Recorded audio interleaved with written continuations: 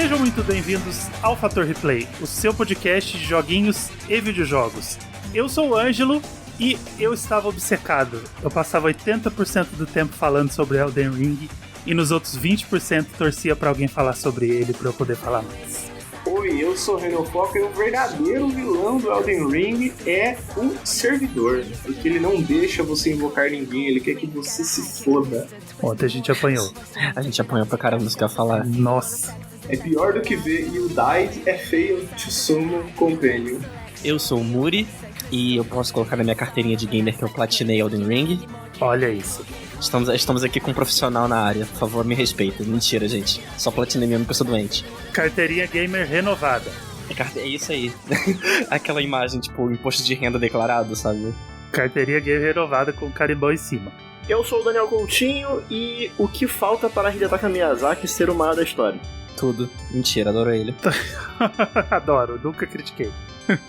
Se critiquei, não lembro. Adoro Se critiquei, foi fake news. Esse japonês simpático que adora fazer jogos fáceis. Esse japonesinho maravilhoso, passa um pano do caralho. Que vive de braço cruzado, né? Gosto muito. Bom, se há um ano atrás alguém me dissesse que hoje eu estaria fazendo um episódio de Elden Ring por pura e espontânea vontade, e vontade mesmo de falar sobre o jogo, eu iria dizer que essa pessoa tava muito doida. E o mundo é muito doido, cara, o mundo dá muita volta, e aqui estamos no Fator Replay fazendo um especial de Elden Ring, porque eu simplesmente não consigo parar de pensar nesse jogo.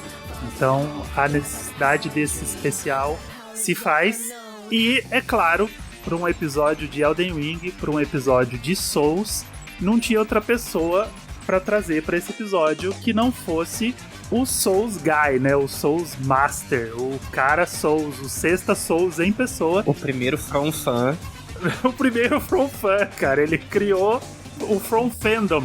Daniel Coutinho from the Splitcast Series. Daniel, seja muito bem-vindo de novo aqui no Fator Replay, porque você sabe que essa casa é totalmente sua. A última vez que a gente te trouxe aqui foi uma puta de uma emboscada.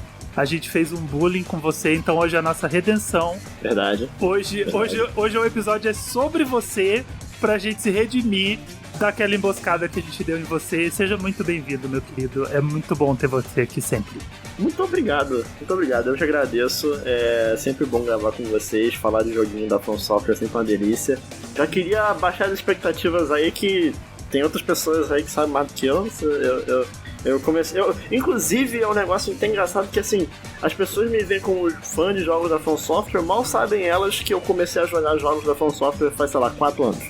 Só que nesses 4 anos eu joguei, tarde. tipo, 2 mil horas. Né? Então, assim, eu dei uma compensada nos 8 anos anteriores, dei. Mas, enfim, estamos aí contribuindo, não tanto quanto o resto, porque eu acho que eu sou o que tô mais no começo do jogo ainda. Porque eu quero jogar isso aos pouquinhos, degustando cada grãozinho. Amigo, o importante não é até onde você chegou, nem a quantidade de jogos que você jogou. É o caminho que nós fazemos. Os amigos que nós fazemos pelo caminho. Olha só, já tô confundindo tudo. O importante é as pessoas que invadimos no caminho. É isso. O que importa são os NPCs que a gente esquece o nome e a localização no caminho. Exatamente. É exatamente sobre isso. Pra isso que existe o Extra Life. Não, mas o que você tem que ter o seu amigo de bolso ali. É o wiki do Elden Ring. Falando nisso, meu Elden Ring veio com um guia. Eu preciso abrir um dia pra ver o que tem lá. Eu nunca nem abri. Verdade. Meu Deus, também esqueci disso. Tem um guia lá. Eu vou abrir durante a gravação. Eu vou fazer o que abre aí, a gente vai destrinchando. Eu não posso abrir porque o meu PS5 tá lá na sala. Mas abre aí que a gente vai destrinchar esse guia. Vamos ver o que tá acontecendo. E vamos direto pro episódio, cara. Hoje é especial de Elden Ring. Especial de um dos jogos já feitos. Mentira.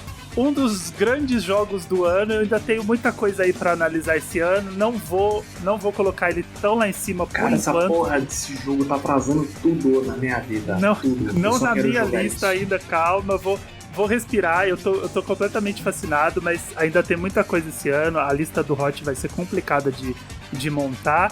Mas vamos direto pro episódio. Chama o torrente aí que a jornada é longa.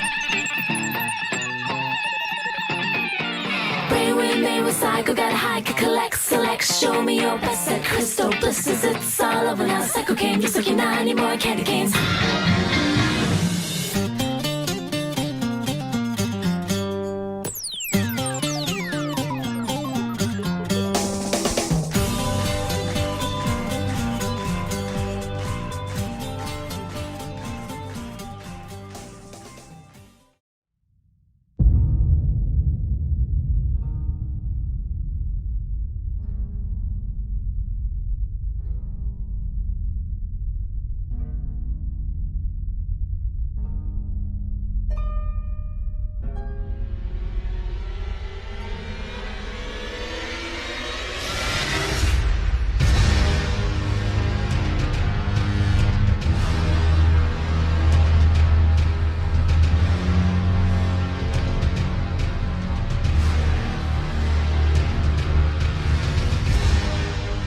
Você chama o cavalo de torrente ou de torrent? Eu chamo de torrente. Torrent. Eu chamo de torrent porque torrent, né? É outra coisa, não? Cara, vamos lá. A From Software, ela botou lá um cavalo de torrent justamente pra, quando as pessoas pesquisarem no Google Elden Ring Torrent, acharem um cavalo e não... Caralho, que mecanismo! A gente sabe disso, né? A gente sabe, nunca né? pensei nisso, nossa! Genial. Acho que foi você mesmo que falou isso, né, Daniel? Eu não lembro se eu li no Twitter, falei só não isso sei pra quem você. falou. Mas, eu não inventei isso não, mas eu tô falando isso aí. Gente, eu tô chocado, eu vou ficar pensando nisso pra sempre agora. Com essa deixa perfeita do Daniel, a gente... Tá vendo? Ele tinha que ser ele, cara. A gente já entrou no episódio, então deixa eu dar um disclaimer rápido aqui. Hoje o episódio ele vai funcionar como um indica gigante. Ele vai ser um indicão. Icão, né? Aproveitar o trocadilho. Jogos indies com cachorro, isso aí? Não, aproveitar o trocadilho do dog, né? Que tudo em Elden Ring é dog. A gente vai fazer um indicão. Então, pelas regras do indica, a gente não vai dar spoiler, assim, de final de jogo, a gente não vai falar de chefes finais, de finais secretos, de finais alternativos, e a gente não vai falar de lore, a gente não vai falar de história, até porque eu falei pro Daniel, a gente não vai falar de história. O Daniel falou, mas que história? Eu não tô entendendo porra nenhuma. Eu falei, nem eu, cara. A primeira run de um jogo da From Software não é sobre entender a história. Exatamente. É tipo, aproveita aí, depois a gente vê esse negócio de história. Depois a gente pega a lore e mais ou menos, né? Porque vamos aproveitar... Depois a gente espera o vídeo do VAT, aí o VAT explica a lore pra gente. Vamos aproveitar essa deixa pra dar uma bronca no comecinho aqui da Bandai, que é aquela tradução brasileira triste, né? Triste. Já que a lore dos jogos da From normalmente estão nas descrições dos itens, né? Nas coisas que estão acontecendo, que você tem que ler ali, e aí você vai pegando o lore aos poucos, vai entendendo o passado do jogo, da história da From como um todo, de todos os Souls. E aí as traduções do Elden Ring tem lá 5 parágrafos de descrição do item, e no PTBR é uma frase falando, esse é o item da pessoa tal. E aí não tem o resto do texto. Então, eu li um pouco sobre isso, sobre algumas teorias de fãs brasileiros. Nada confirmado pela Bandai ainda, e nem acho que vão confirmar em algum momento. Acho que eles vão só corrigindo aos pouquinhos, assim como eu e o Muri, a gente estava jogando ontem, a gente viu que atualizaram já o texto da Great Rune. Isso. E colocaram ali algumas informações que não eram nem informações que estavam faltando, eram informações erradas, sabe? Parecia bem que era uma descrição de um outro item que estava colocado no item errado. Exatamente. Mas o que eu li sobre algumas teorias do que está acontecendo não é uma justificativa, mas é só para as pessoas tentarem entender tipo, o que está rolando.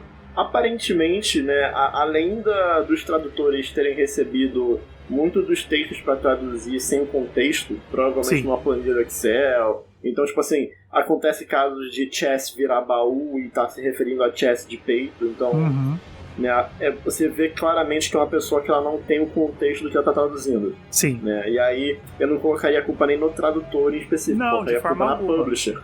Mas o que tem acontecido também é que algumas pessoas compararam os textos em inglês da beta que teve alguns meses antes do jogo sair, que teve o Closed Network da From Software. E eram os textão simples.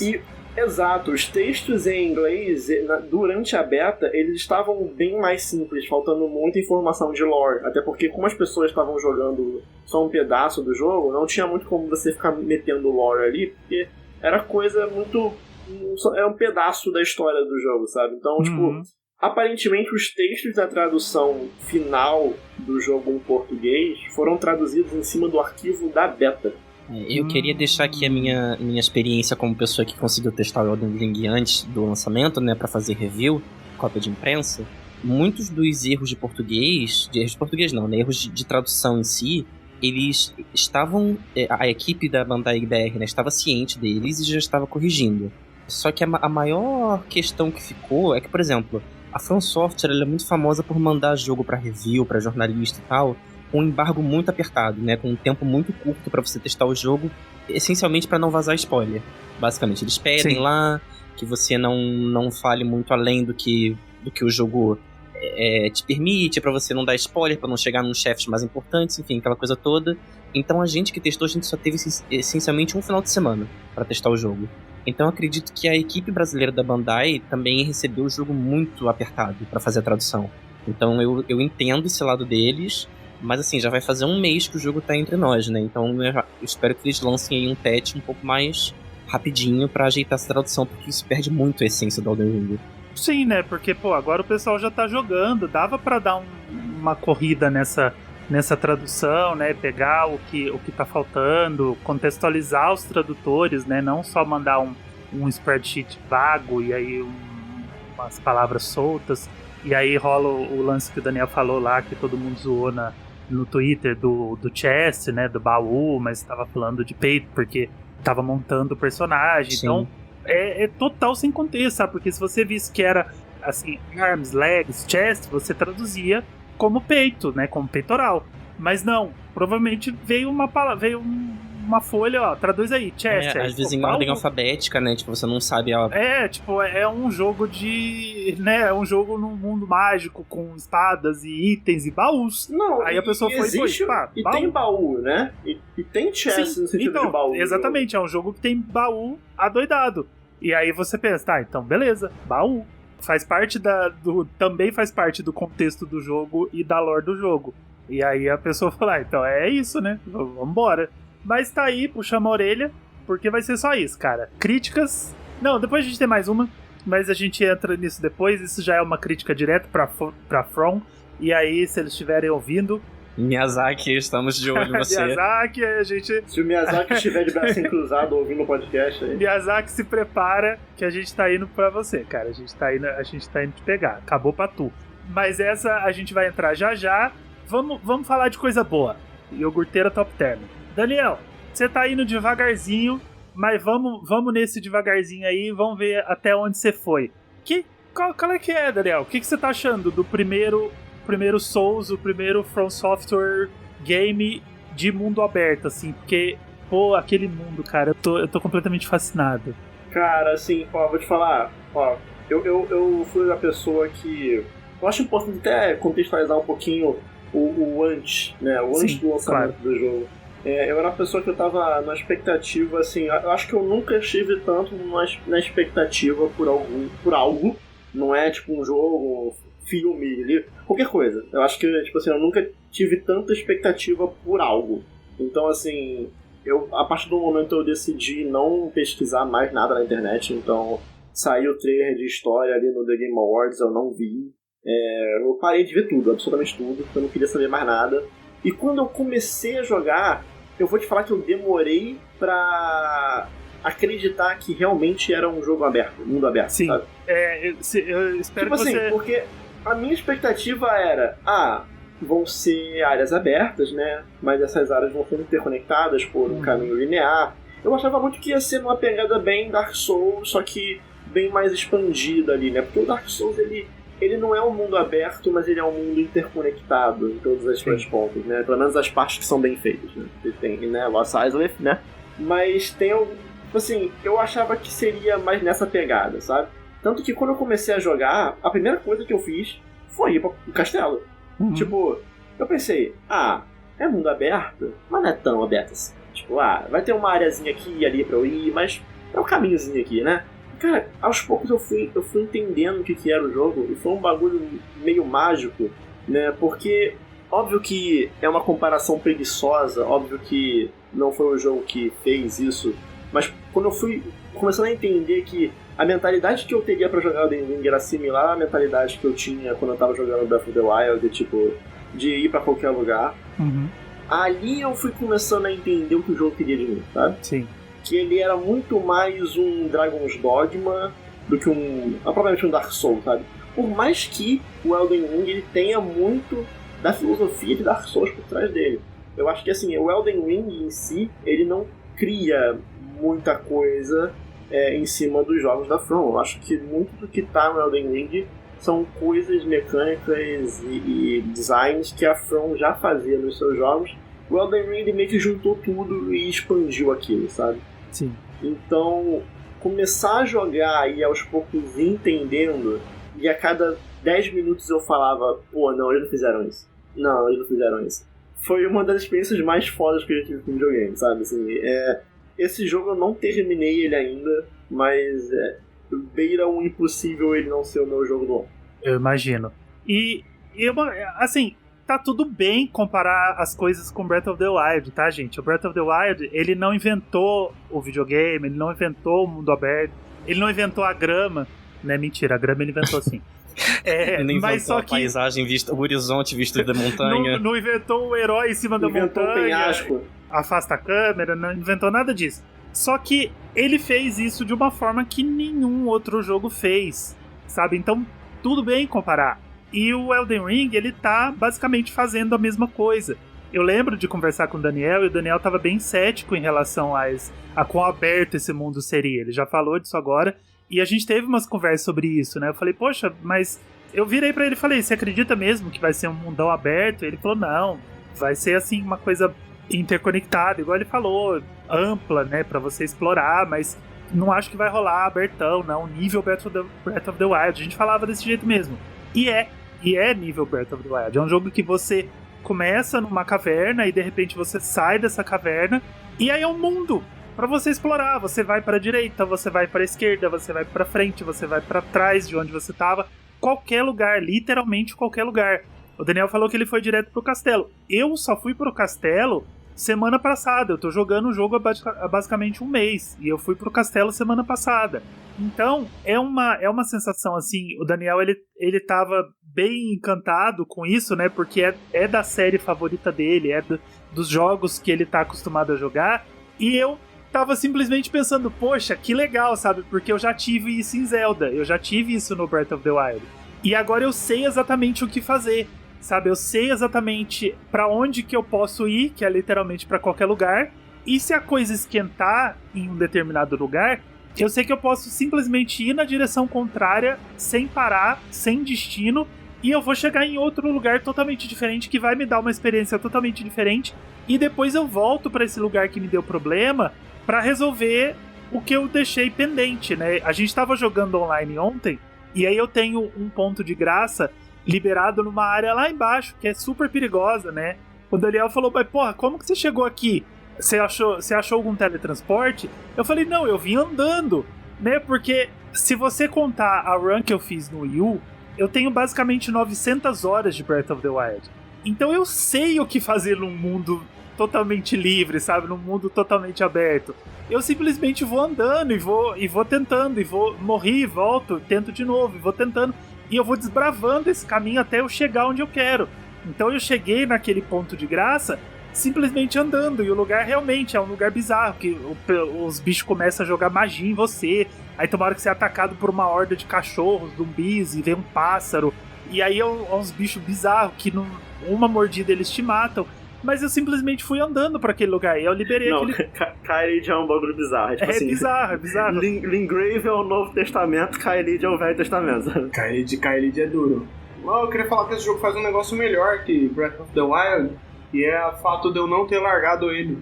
Não abandono. Ele faz alguma coisa melhor que Breath of the Wild. Eu tava vendo um meme muito bom que é tipo, coisas a se fazer em Kaelid, é a única opção, sair. Porque é isso que dá pra fazer. E uma coisa que eu queria falar também é que muita gente me pergunta, por exemplo, mas eu nunca joguei um Souls-like na vida. Elden Ring é um bom ponto pra começar? Eu falo que é.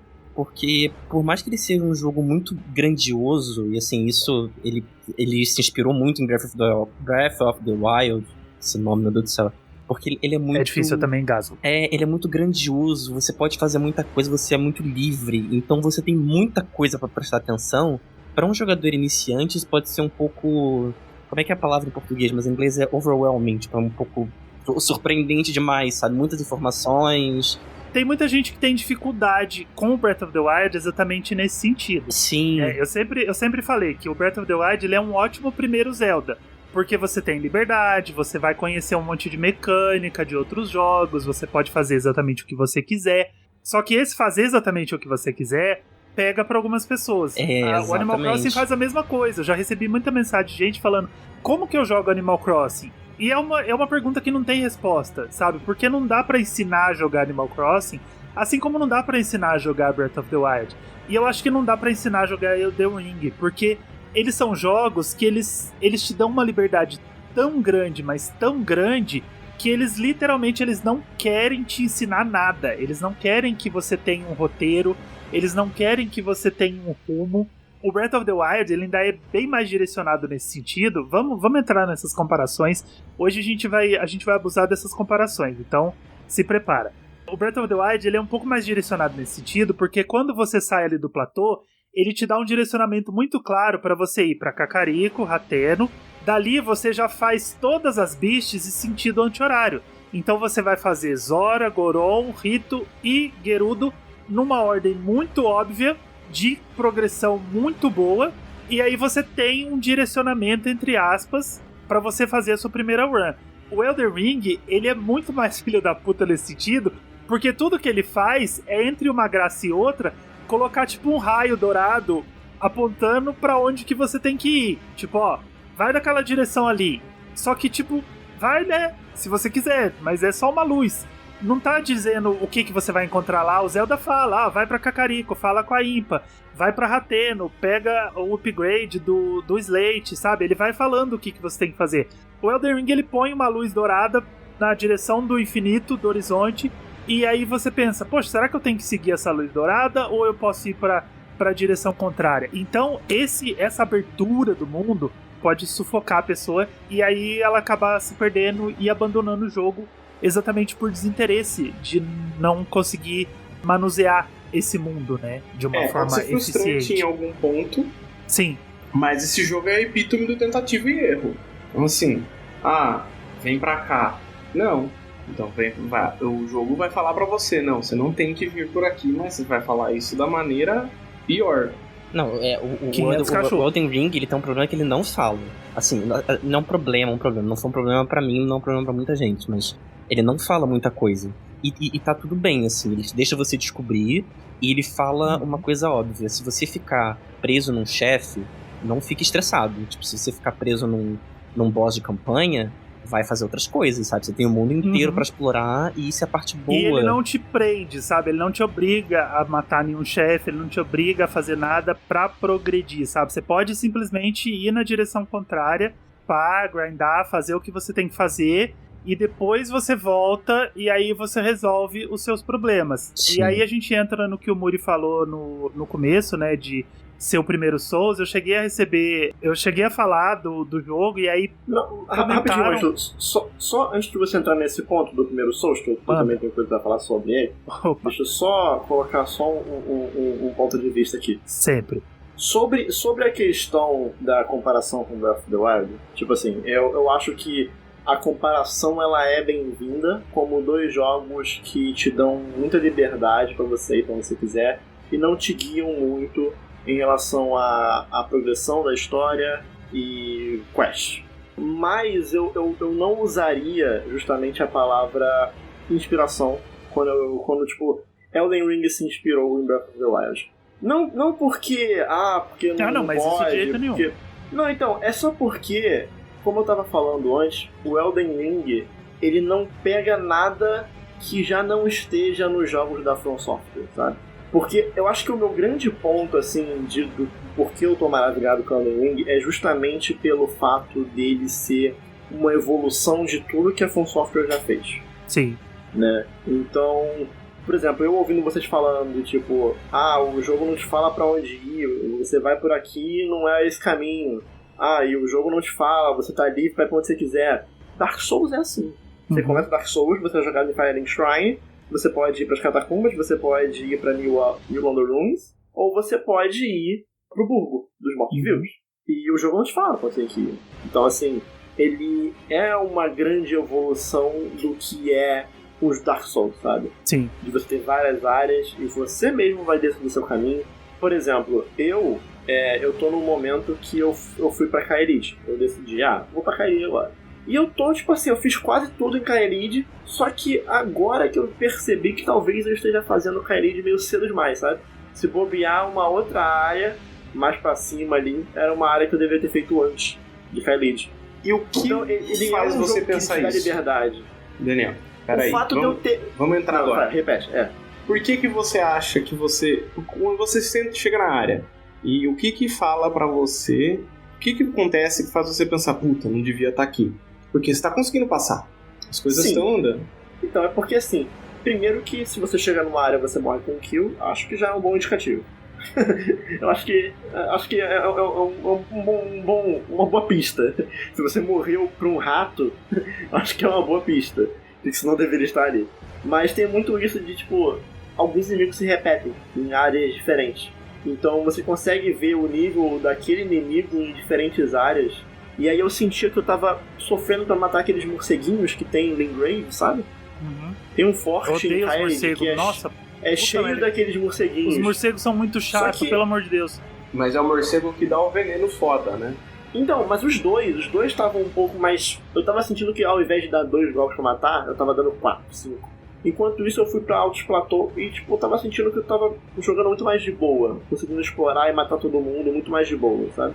Então aí eu tomei a decisão de parar por ali e ir pra outro lugar. Mas não existe certo ou errado. Essa é a graça. E eu acho que é aí que é o ponto que a gente pode comparar. Era exatamente isso que eu queria dizer, porque assim, eu jamais falaria que Elden Ring se inspirou em Breath of the Wild, ou qualquer outro jogo, sabe? Tipo, nem Genshin Impact eu falo que se inspirou em Breath of the Wild, apesar de ter copiado os assets. Mas eu jamais falaria que o Elden Ring se inspirou em Breath of the Wild. O que eu falo, eu faço essa comparação e eu vou continuar fazendo ela sempre, é mais pela referência, não referência do Elden Ring pro Breath of the Wild. Referência que eu tenho, eu, Ângelo, tenho, sabe? Porque eu nunca joguei um Souls. E aí aí agora eu entro naquela do primeiro Souls, né? Que já me perguntaram, o Elden Ring é bom pra começar um Souls? O que eu posso dizer? Eu nunca joguei outro Souls. Eu tenho o Bloodborne, tenho o Sekiro, tá tudo aqui no meu Xbox, no PlayStation, não joguei nenhum deles. E o Elden Ring tá sendo o primeiro.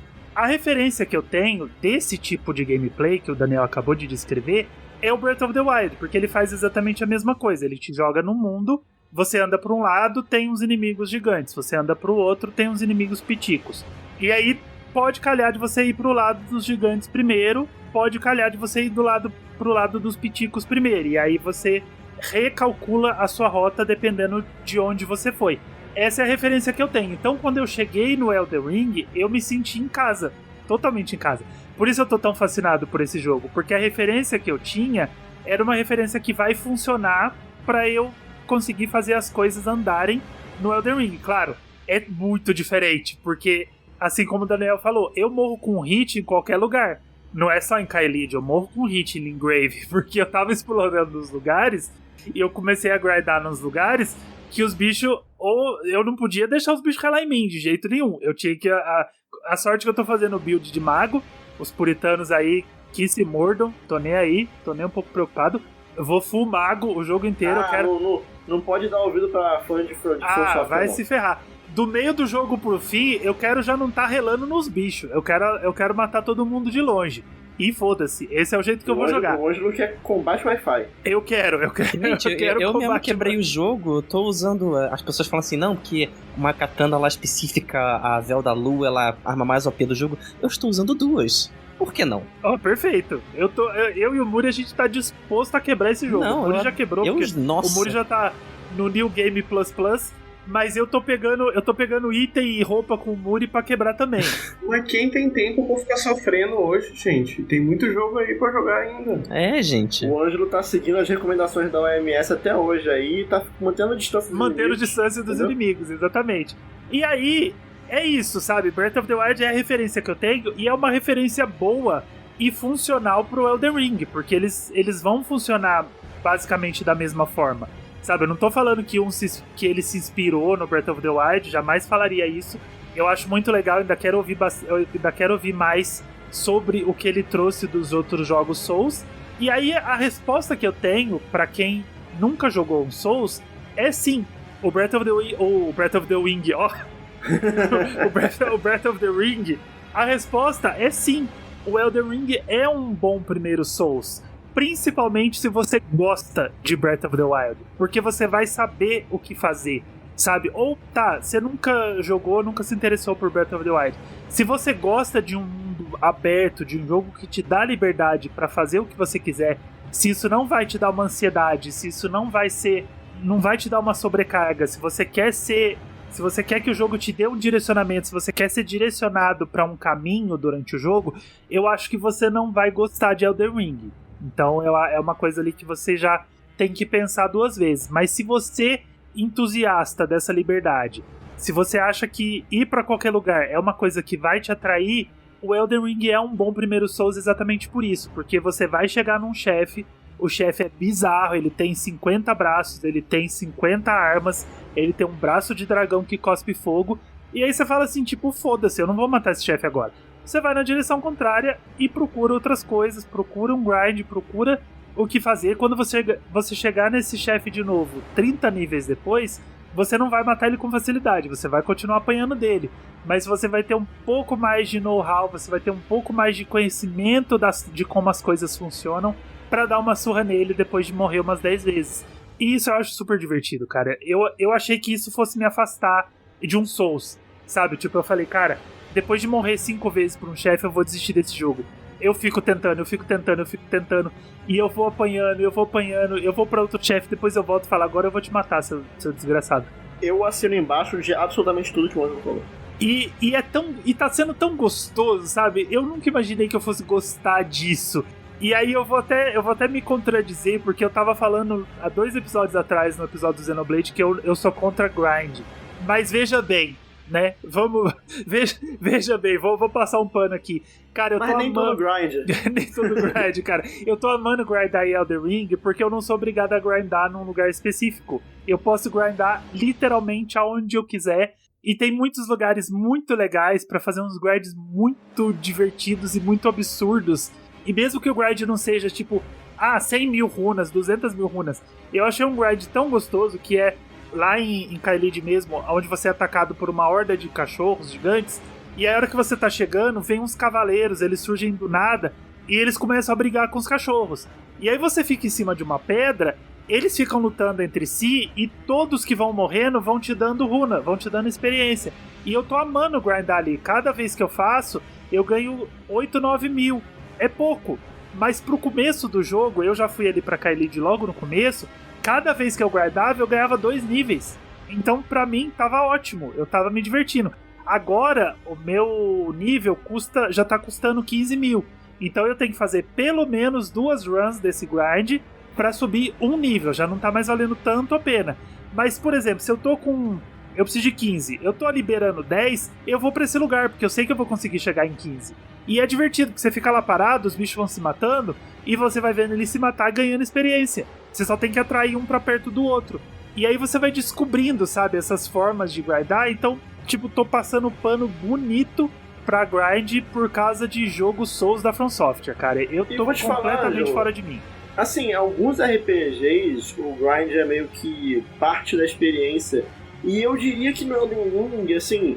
óbvio, o Ângelo tá jogando assim, por quê? Porque é o jeito que ele quer jogar, então não importa. É o jeito que ele quer, é o jeito que ele vai jogar, e ninguém tem que se meter nisso. Mas, eu dando a minha visão da forma que eu joguei, eu não vi necessidade em grind, porque é tanta coisa pra fazer, é tanto conteúdo, que se eu fizer tudo que tem no mapa, eu já vou estar, tipo... level bom o suficiente. Sim. Continuar, você não precisa sabe? parar e ficar matando uns bichos pra poder pegar runa. É só porque se você quiser. Você vai matando tanta coisa no caminho, você vai encontrando tanta coisa no caminho que às vezes você não percebe. Aí você olha e você fala, porra, eu já tenho 20 mil runas, sabe? Você não percebe que você juntou 20 mil runas, porque você tava tão focado em fugir de um bicho.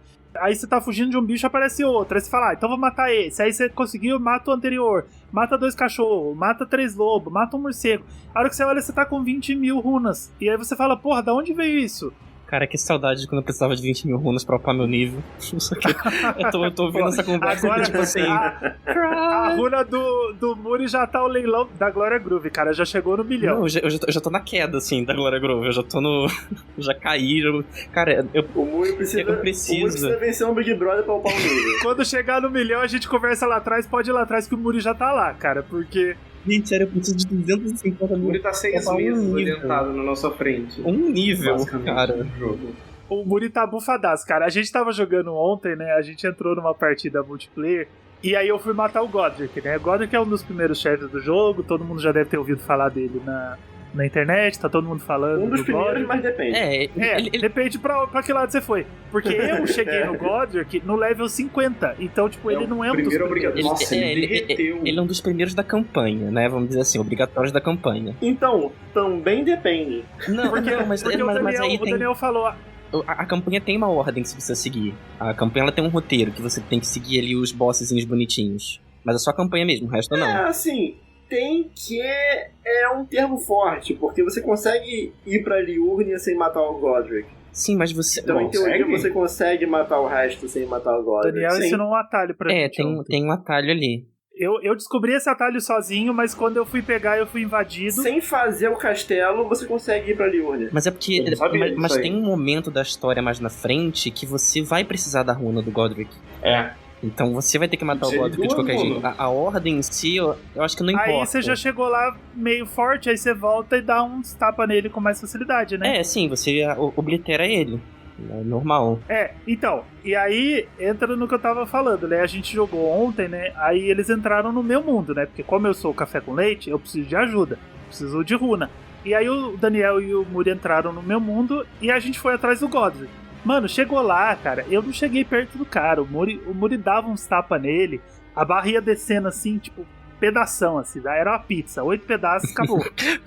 E eu jogando magiazinha de longe, assim, tipo, tchum, tchum, tchum, jogando raiozinho de longe. Eles mataram o Godric, assim, com uma facilidade que foi muito gostoso de ver, sabe? E aí é isso que você faz no jogo, sabe? Tipo, o chefe tá te dando problema, vai pra outro lugar, dá uma tunada. Daniel falou, eu fui pra Caelid cedo. Cara, eu fui pra Caelid com nível 20 e pouco, cara. E eu passei correndo lá nos lugares, tipo, literalmente correndo e gritando. É a forma de jogar, Caelid é correr. Eu falo que é a forma de jogar o Breath of the Wild no Master Mode, né? Que é correr e gritar. Tô jogando tanto Breath of the Wild, as últimas runs que eu fiz foram tantos no Master Mode, que eu tava batendo nos bichos do Elden Ring, e eu ficava batendo rápido com medo deles recuperarem vida. Eu fico tão bitolado com essas coisas de bicho recuperar vida que às vezes eu esqueço que nos jogos o bicho não recupera vida. Olha, alguns usam extra, né? Tem que tomar cuidado. Mas eu ficava com medo da vida começar a subir, sabe? Enquanto eu batia nos bichos.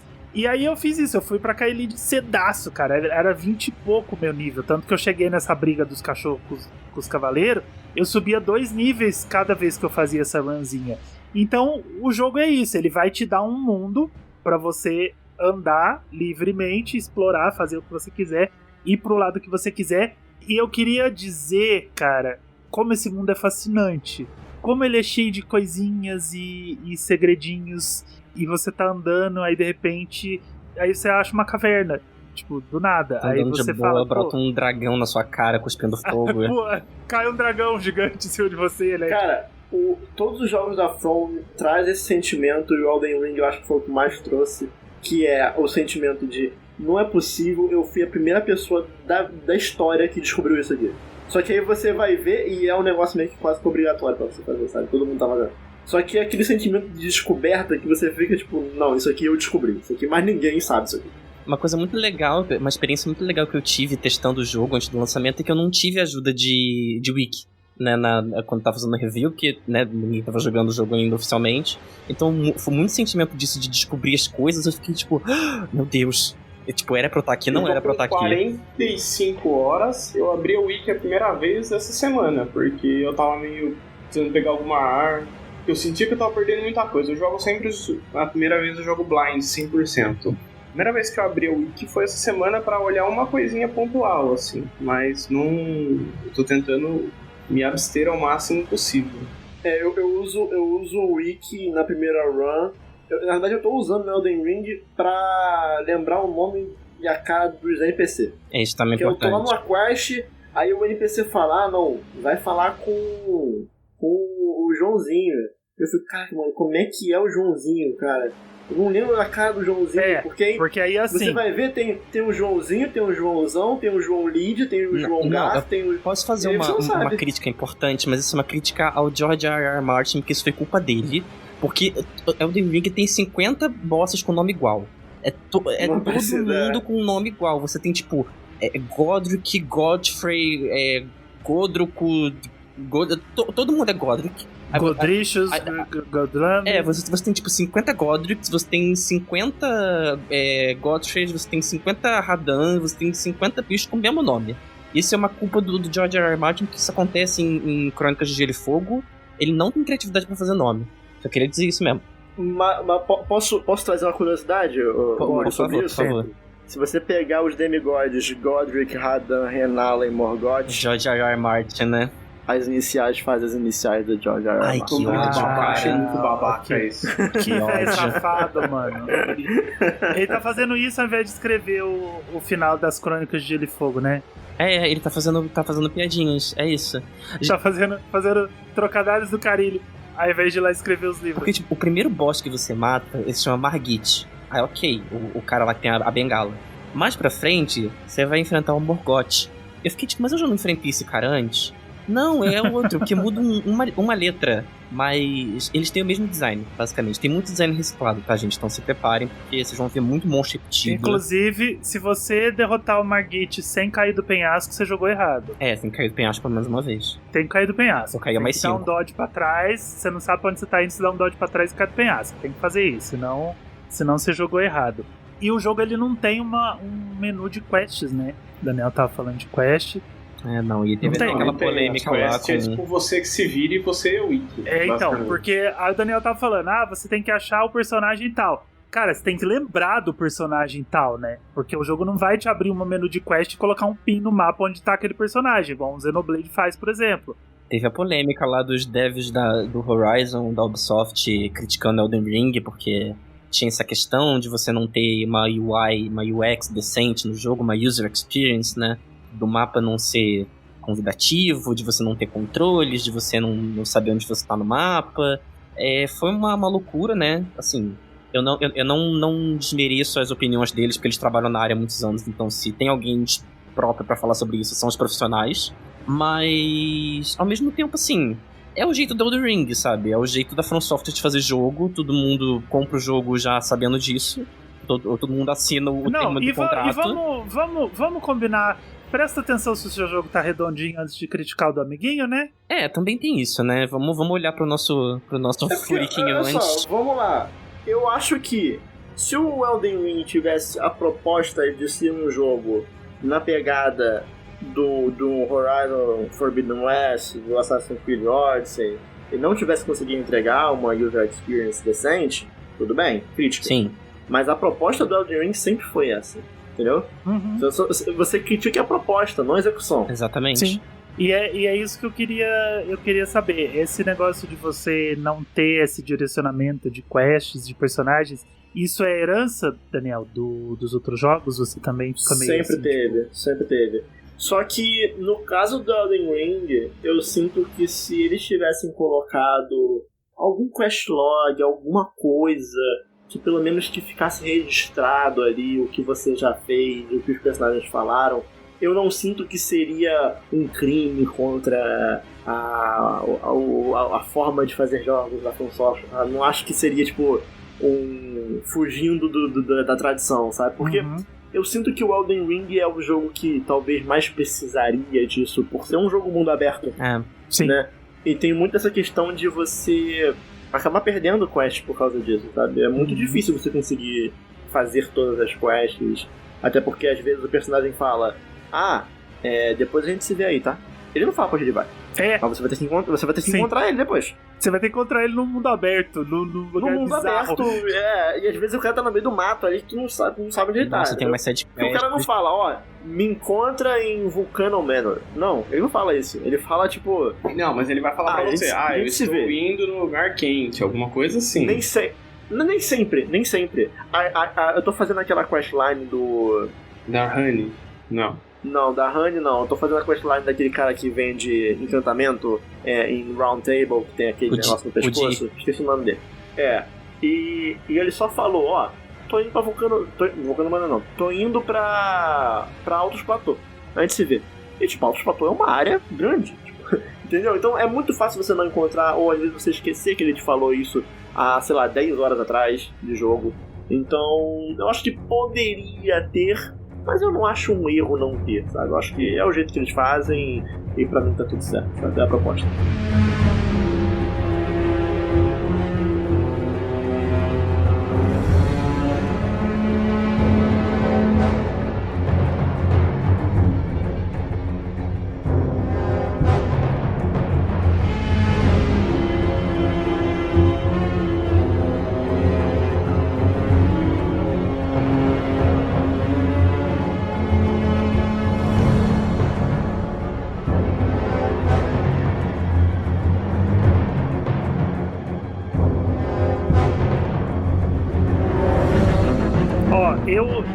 Já que eu falei pros iniciantes que Elden Ring é um bom jogo pra começar, eu vou contar uma coisa. Não é uma crítica, mas eu vou contar um pouco da experiência.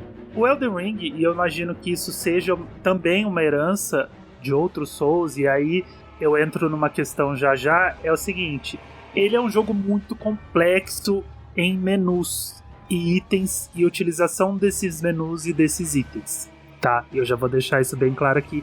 E chega a ser frustrante quando você tá conhecendo a série pela primeira vez. Então, porque assim, você ganha um item e aí ele não fala assim, tipo, você ganhou, tipo, não é um item, tipo, é o cavalo, né? O principal item, entre aspas, do jogo, que é o cavalo que você vai usar o tempo todo. Ele não vai virar pra você e falar assim, equipe este item com o botão tal, e aí você aperta o botão tal mais tal pra você ativar o cavalo. Ou você ganha o item do multiplayer. Equipe este item na frente da estátua, você aperta o botão tal. Ele simplesmente te dá o item. Ele fala assim, tchau. E aí você tem que descobrir como que você equipa esse item, qual dos 47 menus, porque aí você tem o menu de itens, o menu de equipamentos, o menu de mexe a mãozinha pro lado, você tem o um menu slot de mexe extra a mãozinha pra cima, o menu do botão triângulo, o menu do baú, o menu do slot New Game Plus, e aí você tem que descobrir em qual menu que você tem que entrar para você ativar esse item, e depois que você ativou esse item, você tem que descobrir aonde que você equipa o item, você tem que descobrir onde que você ativa o item que você equipou, e depois você tem que descobrir qual botão que você tem que apertar para fazer esse item funcionar que você acabou de equipar e ativar. E aí eu acho que aí eu já entro, eu falo problema, mas não chega a ser um problema. Ele tem a mesma problemática do Monster Hunter, né? Ele é um jogo feito para quem já joga. Ele não é convidativo para iniciantes.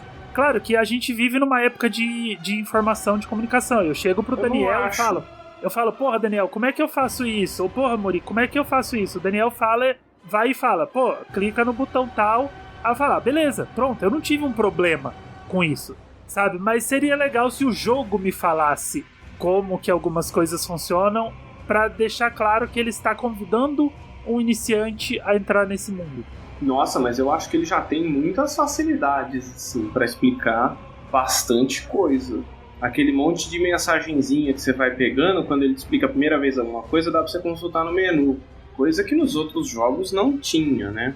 Mas eu acho que não é nem essa questão, amigo. É a questão que, tipo, quando você vai evoluindo mais no jogo, você vai conseguindo muito item usável. Tem muito item que eu não cheguei nem a olhar no meu inventário. Porque você tem. Sim, eu tô com um monte de item parado lá. Porque tem uns que eu não sei usar, tem uns que eu não... Esse jogo é o terror do acumulador. Não, porque cara, assim, tem muita coisa que você não vai nem usar nunca. Primeiro, uma coisa que eu não entendo. Você tem 2 tipos de encantamento de arma pra cada elemento.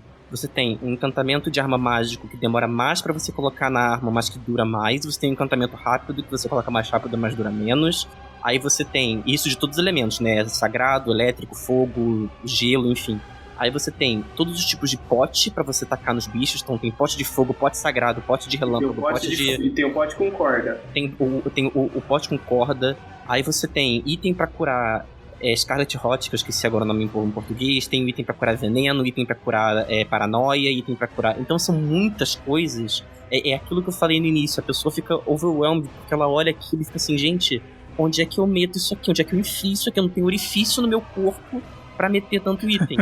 e é realmente muita coisa, tipo, muita coisa podia ter sido resumida. E eu acho também que o jogo ele podia ter pegado um pouquinho mais na mão do jogador, pelo menos na primeira fase. Na primeira fase do jogo, que eu digo assim, das primeiras horas. Porque quando eu testei o jogo pela primeira vez, eu tava às cegas, eu fiquei muito chateado porque pra mim a progressão nas primeiras, sei lá, 10 horas, nas primeiras 13 horas, tava muito lenta, muito lenta. Primeiro porque eu não peguei set nenhum até eu derrotar, tipo, o segundo boss, e eu já tinha derrotado muita coisa, tava no nível 40, já tava com aquela roupinha do prisioneiro escrota no início do jogo, com aquele capacete de... parece que ele foi mordido por uma vespa, por uma abelha. Pra quem pega referência, parece o Grift em Berserk. E como o Miyazaki usa muita referência de Berserk, eu acredito que isso tenha sido. Aí eu não senti a progressão porque eu não pegava magia nova, eu só tinha uma espadinha diferente da que eu tinha, e eu perdi uma mecânica muito importante no início do jogo, que é o frasco milagroso. Que ele, pra você pegar ele, não é na campanha principal, você tem que explorar o mundo e você acha ele ali no chão, e é uma mecânica essencial pro jogo. Aí eu fico tipo assim, mecânicas essenciais não deviam estar bloqueadas por conteúdo opcional, deviam estar no conteúdo da campanha, mas, enfim, aí é uma escolha da From Software que eu não concordei, são choices. Mas tem gente que gosta, desse desafio de achar uma coisa no meio do mapa que vai fazer diferença pro jogo inteiro. Eu entendo, eu concordo. Mas o que eu concordo também é o que o Ângelo falou, assim, de às vezes ser um pouco overwhelming, o jogo não explicar muito bem as mecânicas dele. E eu acho que vem muito também do jogo ser uma expansão do que é Dark Souls, sim, sabe? Sim. Porque em Dark Souls você entende já o que cada atributo faz, o scaling de arma, o que é uma arma ser C para inteligência e 30 de requisito. O que é scaling. Ou ela dá dano de piercing, ou dá dano de slash, e qual que é a diferença que isso faz, que tipo de inimigo toma dano de slash ou dano divino, escalando com fé. Então, assim, isso tudo é muito complexo mesmo, sabe? Mas eu sinto que é meio que a experiência padrão de todo mundo que começa a jogar o jogo da From, sabe? O primeiro jogo, ele vai ser sempre o mais difícil nesse sentido, porque a pessoa tá entendendo esses negócios aos poucos. Depois que você entende você entende pro resto dos jogos, que é meio parecido, mas realmente eu acho que eles poderiam ter um tutorial, não que pegue na sua mão, mas que te dê uma arma que você veja a diferença que ela faz, e aí bota você pra enfrentar um inimigo, que às vezes esse inimigo toma mais dano de um tal tipo de arma, e aí você vai bater de cara nesse cara, e você vai tentar pensar o que está diferente dessa arma pra essa arma, por que essa arma deu mais dano. Então eu acho que poderia ter uma sofisticação ali do tutorial, apesar de eu achar que o tutorial do Elden Ring é muito bom, mas de fato eu acho que a crítica procede do Ângelo, porque é muito fácil pra quando você já sabe, mas quando você não sabe, acaba que muita gente descobre as coisas procurando no YouTube, procurando na internet, pra saber como é que funciona, porque realmente é complicado. Você abre aquela planilha do Excel, e aí você tem aquele monte de número na tela. Tem um amigo meu que tá jogando Dark Souls 2 agora, pela primeira vez, primeiro jogo da From dele. E ele me mandou uma foto da planilha do Excel de atributos Dark Souls 2 e falou, cara, me explica isso aqui. E aí eu mandei um áudio pra ele de 2 minutos e meio explicando a planilha do Excel. O Elden Ring, ele é muito... pode ser um pouco complicado pra quem tá começando, mas ele é uma verdadeira joia rara pra quem é pros doentes do min-maxing, né, que tem eu, que adoram fazer um personagem perfeito, né, entre aspas, assim. Porque você tem como descobrir os soft caps dos atributos muito fáceis, que é quando os atributos começam a parar de dar tantos pontos quanto eles deviam dar, aí você começa a investir em outras coisas, e você começa a pegar assim, não, mas eu tenho uma arma que escala S com inteligência, mas ela também escala C com destreza, então eu vou colocar mais ponto em destreza. Pra quem gosta de RPG, assim, pros doentes de RPG mesmo, assim, que nem eu, Elden Ring é ótimo, é perfeito. Você pode criar tanta build diferente, tanta coisa louca que você coloca lá. E o bom é que as builds são diferentes e são úteis. Não é que nem, sei lá, pelo menos eu não joguei os Dark Souls 1, 2 e 3, né? Só joguei Bloodborne, um pouco do Sekiro e Elden Ring. O pessoal na época me falava, e o próprio Daniel pode me confirmar, que você tinha builds que eram, tipo, muito OP, muito mandatórias pra você zerar o jogo fácil, e que nada de diferente funcionava tão bem quanto. No Elden Ring eu já acho que muita coisa funciona muito bem. Você pode usar qualquer coisa que você quiser, que você vai dar muito dano em alguma parte do jogo. Eu concordo. Eu acho que o Elden Ring foi o jogo que soube melhor balancear as classes. No Dark Souls 3, por exemplo, é quase que impraticável jogar de mago. Assim, é muito ruim mago no Dark Souls 3. Me falaram que as magias elas são muito fracas. Pois é, e assim, por exemplo, no Dark Souls 1, ao invés de você ter uma barra de mana, cada magia ela tem uma quantidade de usos. Então vamos supor, você tem a flecha de alma, que é a magiazinha mais simples que você joga um tirinho azul no cara. Você tem 20 usos da flecha de alma. Você não pode recuperar aquilo, só sentando uma bonfire. Então, algumas mecânicas que vão sendo evoluídas conforme o tempo vão facilitando aí o surgimento de outras classes. Eu sinto que o Elden Ring ele é o jogo que trouxe a melhor quantidade de classes híbridas que funcionam. Sim, sabe? concordo. Hoje em dia é possível você fazer uma classe de Bleeding no Elden Ring, inclusive ela é muito boa. Você pode fazer uma classe de Poison. Então assim, eu acho que foi o melhor jogo que eles souberam balancear isso. Porque em todos os outros jogos, como o Muri falou, tinha sempre uma classe que quebrava o jogo, sabe? Em Elden Ring tem várias, essa é a questão. Vamos deixar isso bem claro, que geralmente é mago que quebra o jogo, né? Mas tem eu acho que build de sangramento quebra mais, build de Scarlet Rot, que é Podridão Escarlate, esse é o nome. Então, o que eu achei muito interessante é essa questão, essa discussão que vocês estão tendo, ela é interessante porque o jogo, ele não nerfa as builds, ele cria inimigos que são resistentes a certas builds. Isso. Então o Muri que tá de mago vai ter dificuldade em chefe que eu que tô usando destreza e fé, não vou ter. Sim. E assim que o jogo balanceia as classes, não tirando o poder dela, mas botando inimigos que, você quebrou o jogo? Tá bom, esse inimigo aqui vai quebrar a sua build. E ao mesmo tempo, você ganha formas de lutar contra esses inimigos. Porque, como o próprio Daniel falou, tem um boss específico que ele é resistente a dano mágico. Então eu já pensei, poxa, eu vou me ferrar, porque eu só tenho dano mágico. Me ferrei. Mas tem uma magia, que é Rocksling, que até apresentei pro Ângelo ontem, quando a gente tava jogando juntos, que ela é uma magia que, em vez de dar dano mágico, ela dá dano físico. Então aí você fica assim, então eu posso bater nela sendo um mago. Então o jogo te dá muito recurso, você tem muita coisa pra usar à vontade. Isso que é muito legal, isso eu amei, isso é uma coisa que clicou muito forte em mim. A experiência minha com o Radan, acho que dá pra falar. Eu fiquei praticamente ontem, da 1h da tarde até final do dia aí, dando umas paradinhas, tentando matar essa merda. E aí eu fui ver que ele é fraco a Scarlet Rot. Então, o que eu fiz? Eu fiquei puto, sem paciência, eu fui lá, resetei a build do meu personagem, soquei tudo em vida, peguei o mínimo que eu precisava de magia pra usar o Scarlet Rot, colei nele, usei 2 vezes e fiquei correndo em volta, pra aguentar as pancadas. Aí fiz de novo, fiz a outra metade, matei. Então assim, o jogo também te dá maneira, e você pode respecar, né? Que é uma das coisas maravilhosas que os demora um pouquinho pra liberar. Cobravam muito caro. Demora um pouquinho pra liberar. Vai demorar aí pelo menos umas 15 horas pra liberar. E o item que você precisa pra resetar não é tão fácil de achar no início do jogo. Não, no começo tem uns 2 ou 3. O Dark Souls 2 especificamente, ele é também de boa de resetar. Que ironicamente é o pior jogo da série, né? Por outro motivo.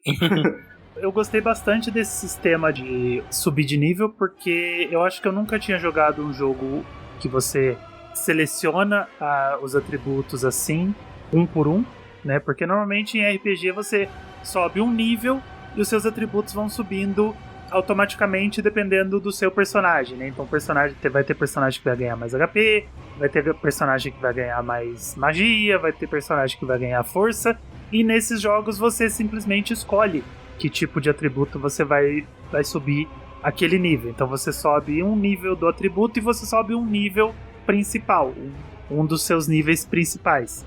E aí você vai montando os seus atributos do jeito que você acha melhor, né, pra build que você vai montar, pras roupas, pras armas, se você vai ter cajado, se você vai ter espada, se você vai ter uma katana, se você vai ter 2 katanas.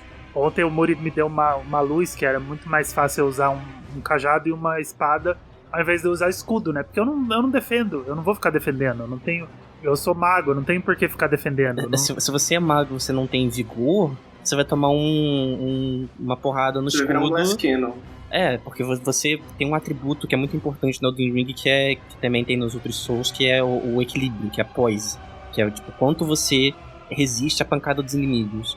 Você sendo mago, você vai usar um vestido Gucci, Prada, assim, uma coisa bonita, um sapato de salto alto, um brilho no olho. Você não vai usar uma armadura pesada.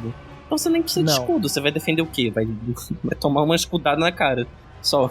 Aí eu falei pro Ângelo, tipo, tira o escudo que você fica mais leve, porque o peso do equipamento também importa muito no Elden Ring. Sim. Pra você recuperar vigor, pra você rolar, né? A quantidade de frames de invencibilidade que você ganha ao rolar é influenciada pelo peso dos itens que você tem. Aí eu falei pra ele, cara, tira o escudo e bota uma espada mais levinha. Aí você fica sucesso. Foi isso que eu fiz e deu muito certo. Porque chega uma hora, você vai equipando itens e aí você... A hora que você rola com o personagem, o controle até treme, né? Ele fica pesadão, ele faz bonk no chão e vai toda vez que você rola, ele vai tremendo o controle. E isso deixa ele lento pra caramba.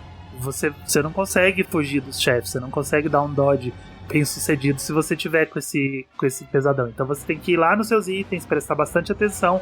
Aí você vai ver se as armas estão com os atributos vermelhos, aí você tem que ver se você tem que aumentar a destreza, se você tem que aumentar a força pra pegar determinada arma. E isso foi uma das coisas que eu fui aprendendo sozinho. Isso é uma das coisas que o jogo não precisa te ensinar, sabe? Você vai entrando no menu e vai vendo. Mas olha, né? Ângelo, Você fala, pô, se tá vermelho, é porque não tá bom, né? Então eu vou mexer até ele ficar azul.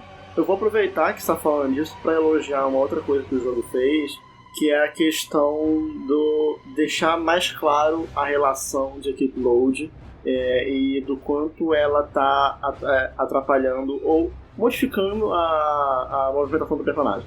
Porque o equip load sempre foi algo que teve nos jogos da From, que é a proporção de equipamento que você pode ter em relação à capacidade máxima. Então vamos supor, a capacidade máxima do seu personagem carregar equipamento é de 60. Vamos supor, 60, eu penso 60. Se tiver de 30 para baixo, você vai ter um rolamento médio. Se tiver de 50% para cima, você vai ter um rolamento mais pesado. 30% para baixo, um rolamento leve. E em cada jogo da From Software isso funcionou de uma forma diferente. Então, No Demon's Dark Souls Souls é um inferno na Terra. Isso. O Dark Souls 3 resolve melhor. E aí o Elden Ring pega como base o Dark Souls 3. No Dark Souls 3, primeiro que o rolamento médio ele é tão bom quanto o rolamento leve. E o que a gente está falando de rolamento aqui? O que significa? Quando você dá um rolamento, você recebe alguns frames de invencibilidade, né? E quanto mais leve o seu personagem tiver, mais frames de invencibilidade você vai ter no rolamento e mais rápido você vai ser para fazer esse rolamento. No Dark Souls 2, por exemplo, eles colocaram um atributo que é a Adaptability, que era um atributo que mexia justamente nisso. Mas não deu muito certo, as pessoas não gostaram muito, tiraram o texto. A questão é, no Dark Souls 1, por exemplo, ele não explica a relação que você precisa ter de equip load para ter um rolamento leve, que é quase que essencial. Porque o médio mesmo ele já é meio lento, sabe? E aqui eles deixam muito claro, porque no próprio menu tem lá que tá médio, tá leve, tá pesado.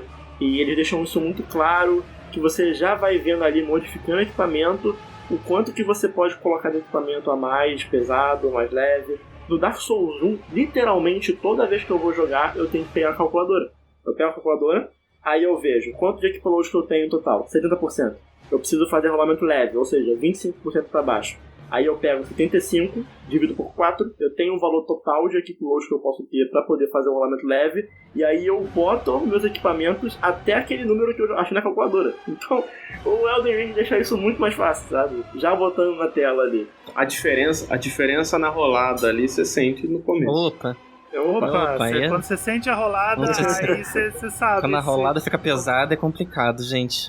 Quando você tá lá na rolada, a rolada tá boa, aí pesou a rolada. Pesou a rolada, aí você sabe que tá na hora complicou. de parar, né? Se ficar muito pesado, a rolada fica lenta, é isso? Aí é sobre isso.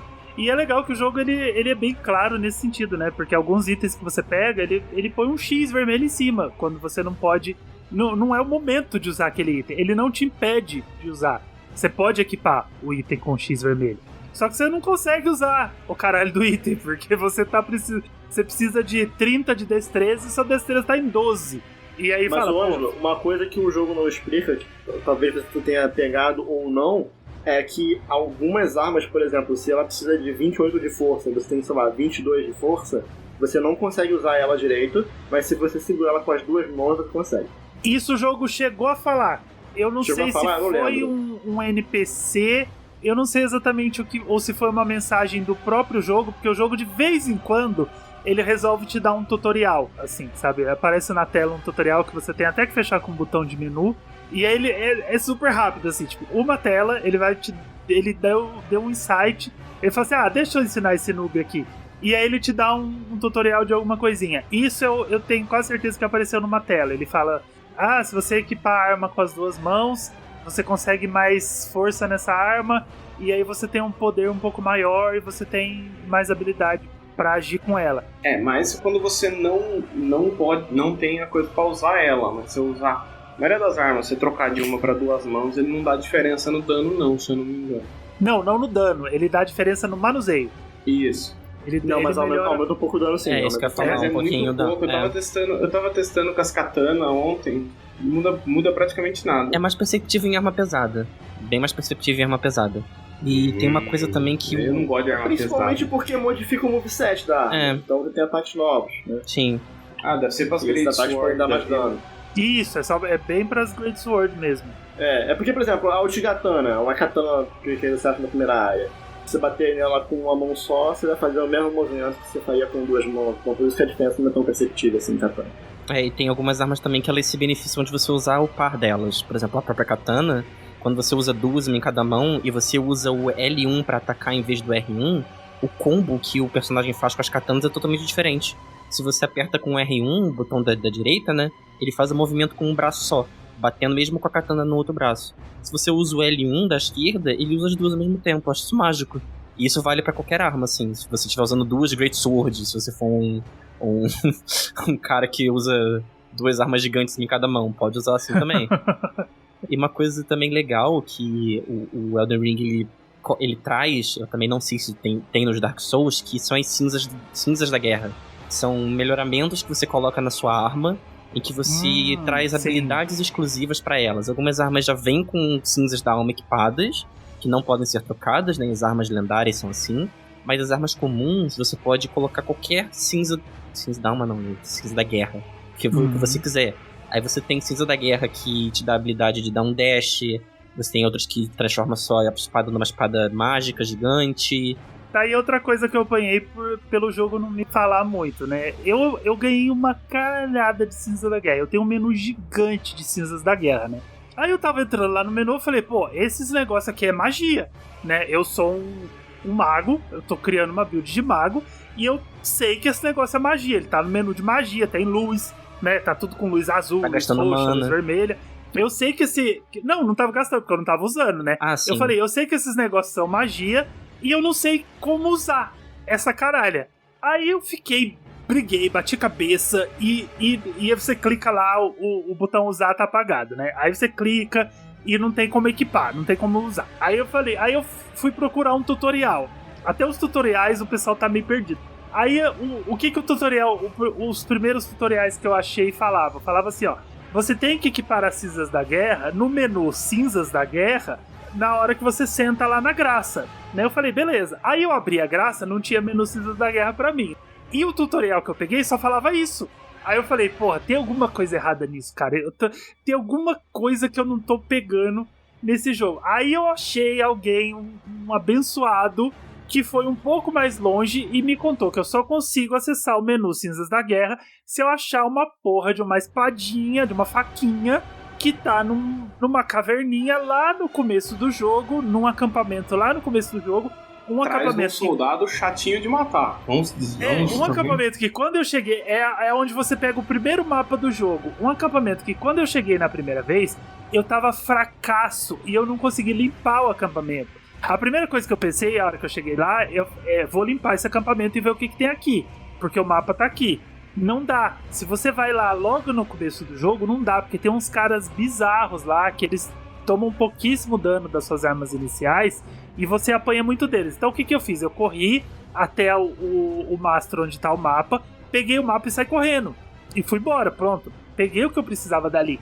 Aí depois de andar o jogo inteiro, de já estar quase no nível 50, de ter acumulado umas 10 cinzas da guerra, eu descobri que a faquinha tava ali. Esse demônio dessa faquinha tava ali, numa escadinha que desce. Aí eu fui lá, bufadaço, matei todo mundo com uma porrada, cada bicho morreu com uma porrada. E aí eu peguei a bendita da faquinha e agora eu consigo usar as cinzas da guerra, sabe? Mas o jogo não me comunicou isso. Pô, isso aqui é uma cinza da guerra, você precisa de um item tal pra fazer elas funcionarem lá no ponto de graça. Elas não vão ser equipadas em qualquer lugar. Esse tipo de comunicação que eu tô sentindo falta, sabe? Do jogo.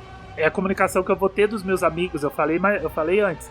Eu tenho internet, eu sei onde buscar esse tipo de informação. Mas o jogo tinha que me dar esse tipo de informação, sabe? Eu sinto que o jogo precisava me dar esse tipo de informação, mas eu tô me dando bem sem isso. Esse jogo espera que a gente tenha amigos. Exatamente, Então, cara, isso. Esse jogo espera que você participe do Zeitgeist e converse com pessoas sobre isso. Mas o pior que cara, pior que muitos dos jogos da From, eles já levam em consideração que o jogo ele vai ser jogado em comunidade e que vai ter guia e que vai ter gente falando sobre, que um amigo seu vai descobrir um negócio, você vai descobrir outro, você vai juntar informação com outro. Sobre a questão dos Ashes of War, elas são uma evolução do que tinha no Dark Souls 3, que eram as Weapon Arts. No Dark Souls 3 funcionava... Era mais ou menos a mesma coisa, só que a diferença era que você não tinha a Ashes of War separada da arma. Cada arma ela já tinha a sua skill e era fixa, você não podia mudar isso, entendeu? Então agora eles só colocaram isso que são skills separadas e você pode equipar essa skill em diversas armas, o que eu acho muito mais interessante. Eu acho interessante também que dá pra mudar o atributo da arma com isso. Sim, pô, eu coloquei meu Tigatana escalando com fé, dando bleeding e dano divino. Coisa linda. É isso que eu falo, o jogo te dá muita possibilidade, isso que eu acho incrível. E isso faz com que o PVP do jogo seja coisa de maluco. Eu particularmente, eu não sou o maior fã de PVP dos jogos da From, não é minha praia. Mas tem um amigo meu que tá jogando e ele é apaixonado por PVP. Ele é apaixonado, assim, acho que a coisa que ele mais gosta de jogos da From é PVP. Ele joga pra zerar o jogo pra fazer PVP. Esse é o objetivo dele. E ele tá amando, porque essa quantidade de possibilidade, principalmente por a questão das Ashes of War, de poder mudar o scaling das armas, abriu um leque de possibilidades de build absurdo.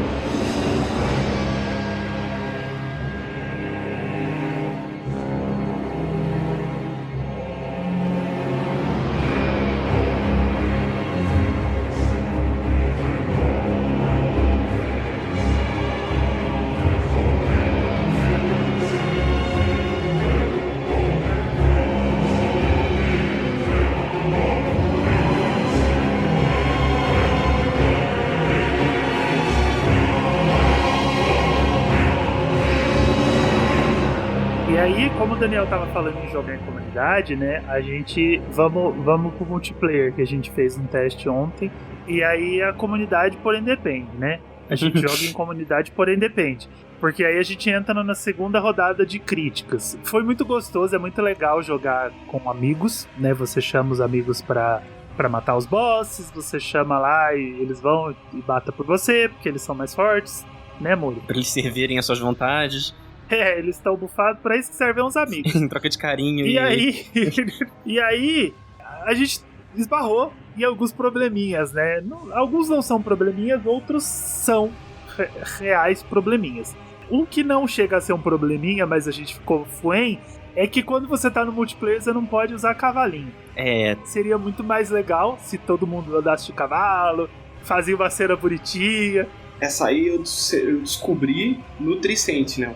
Essa desgraça de não poder usar cavalo em multiplayer. Vai todo mundo a pé. Se você quiser ir longe... Pô, isso é um crime, viu? Isso é um crime. É longe. Se você quiser ir longe, é longe. Vai ter que todo mundo ir a pé. Sabe o que eu acho? Sabe qual que eu acho que foi a ideia deles? Porque o co-op dos jogos da From sempre foi tipo...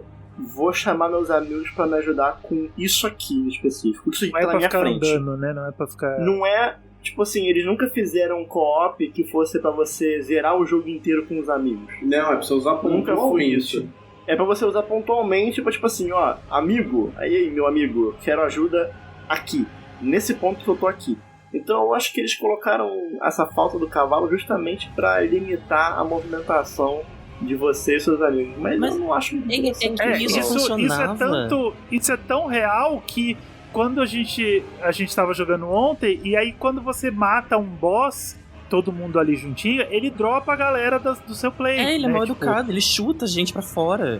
Porque, vamos matar o próximo boss? Não, entra de novo se quiser, cara. Objetivo concluído. E ele dropa geral e te larga lá, sabe? Tipo, quer matar outro boss? Chama a galera de novo, porque ele entende que você tava ali só pra isso, o resto você vai fazer sozinho.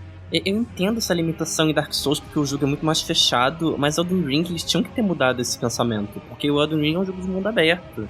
Como eu acho que ia dar muito trabalho mudar. Não, ia dar muito trabalho, mas a From Software é uma empresa indie de 37 anos, né? Com história e já vários jogos publicados, é meio um pouco sacanagem. Eu né? acho que a ambição daquele mundo merecia. Não sei lá, vamos todos juntos explorar esse mundo inteiro, sabe? Porque assim, ao mesmo tempo que eu entendo que Elden Ring pega muito do que já foi feito nos outros jogos da From e faz isso até melhor, mas ao mesmo tempo ele se segura muito. Tipo, ele podia ter feito muito mais. Inclusive colocado uma engine melhor, né, Sr. Miyazaki? Porque uma engine que já tá datada de 2009, sei lá. Mas enfim, isso daí é papo para outro tópico.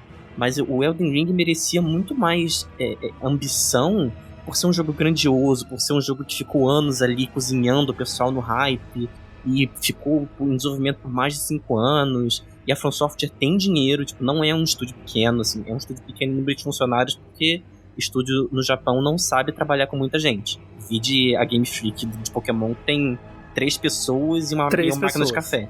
Sendo que tem a franquia mais... E uma cartolina. A mais valiosa do mundo. Mas assim, ele merecia um multiplayer diferente, sabe? Eu fiquei muito, muito decepcionado quando eu não pude andar com meus amigos por aí. Você não pode dar fast travel no multiplayer. Não pode dar fast travel, não pode usar o cavalo. E teve uma outra coisinha que a gente esbarrou que a gente nem sabe exatamente do que é, que aí a gente entra na crítica real, que tem algumas coisas que o jogo deveria explicar pra você por que aquilo está acontecendo. A gente entrou, né, eles foram pro meu mundo, a gente matou uns 3 ou 4 chefes ali em Lingrave, que é a primeira área principal do jogo, e aí chegou uma hora eu não conseguia mais summonar os 2 em Lingrave. E o jogo não diz se é porque a gente já matou todos os chefes daquela área, não foi, né, porque faltou os dragões, se é porque eu matei uma quantidade específica de chefe daquela área, fala, ó, você já matou 3 chefes hoje com seus amiguinhos, você não pode matar mais de 3 chefes com seus amiguinhos. Porque a gente foi lá pra Caelid e ele deixou. Eu chamei os meninos em Caelid. E Lingrave não dava mais. Eu não conseguia mais chamar. E aí a gente não sabe exatamente por quê.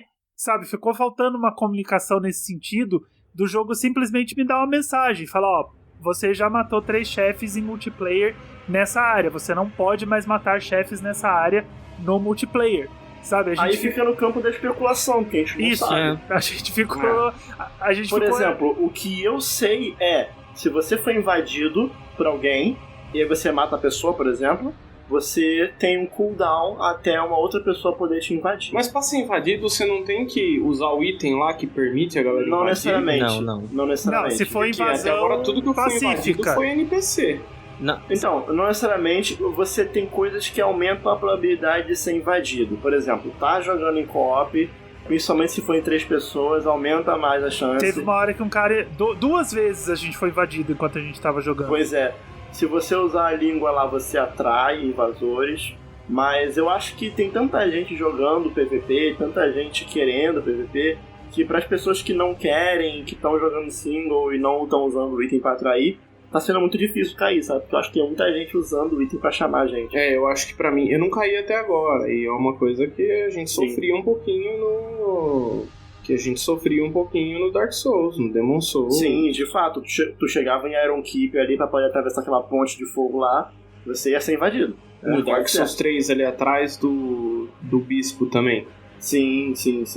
Também tem muito da questão das faltas de Covenant, né? Porque o que também facilitava muito as invasões eram as Covenants, né? Tinham Covenants específicas para invasão, Covenants que eram específicas para atrair pessoas para te ajudar no co-op, para poder proteger da invasão. Isso, Ângelo, de Covenants é um negócio que tinha nos Dark Souls e não tem no Elden Ring, que são como se fossem clãs. Então, você entrava para um clã e aí, por exemplo, esse clã aqui é o clã dos Guerreiros Azuis. Então é mais fácil que você conseguir chamar gente de co-op pra jogar online, de pessoas que são dos Guerreiros Azuis. Então tinha muitas mecânicas assim de online que estavam presentes nessas coisas, né?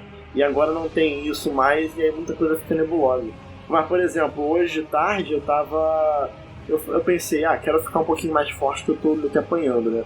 E aí eu não sou muito fã de ficar grindando que nem o Ângelo faz, né? E eu já tinha achado bastante coisa. E aí eu pensei, vou ajudar o pessoal no PvE. Vou ajudar o pessoal matando a Renala no co-op, ajudando o pessoal a matar esse chefe. Aí assim, eu botava o sinal na Renala e logo em seguida eu já era chamado, assim, bem rápido. Aí eu enfrentei ela algumas vezes, e daqui a pouco eu botei o sinal e simplesmente pararam de me chamar. Não conseguia mais ser invocado por ninguém.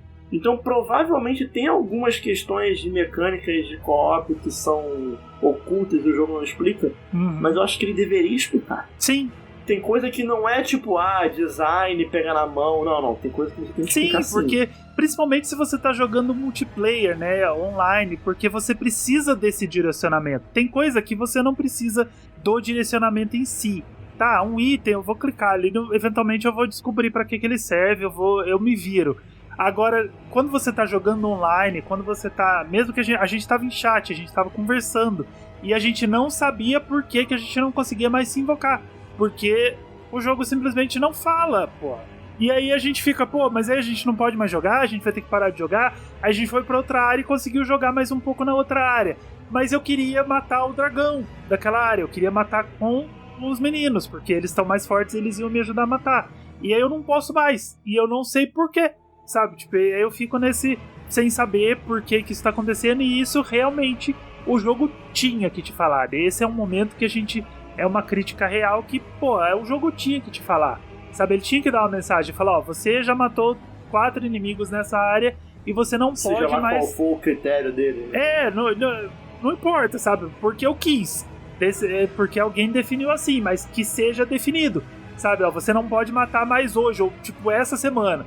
Sabe, você só pode matar a partir do dia 20, pode chamar os seus amigos nessa área. Aí pronto, eu tenho uma regra que mesmo que ela tenha sido tirada, né, do foda-se, mesmo que você não concorde, você entende eu tenho que cumprir, porque a regra existe, eles inventaram a regra. Mas o pior, Ângelo, que isso é um defeito que a From Software traz também dos outros jogos, sabe? Eu acho inacreditável, eu acho que é muito daquilo de empresa japonesa, sabe? Que as coisas não mudam e tá dando certo, então não vão mexer no que tá dando certo.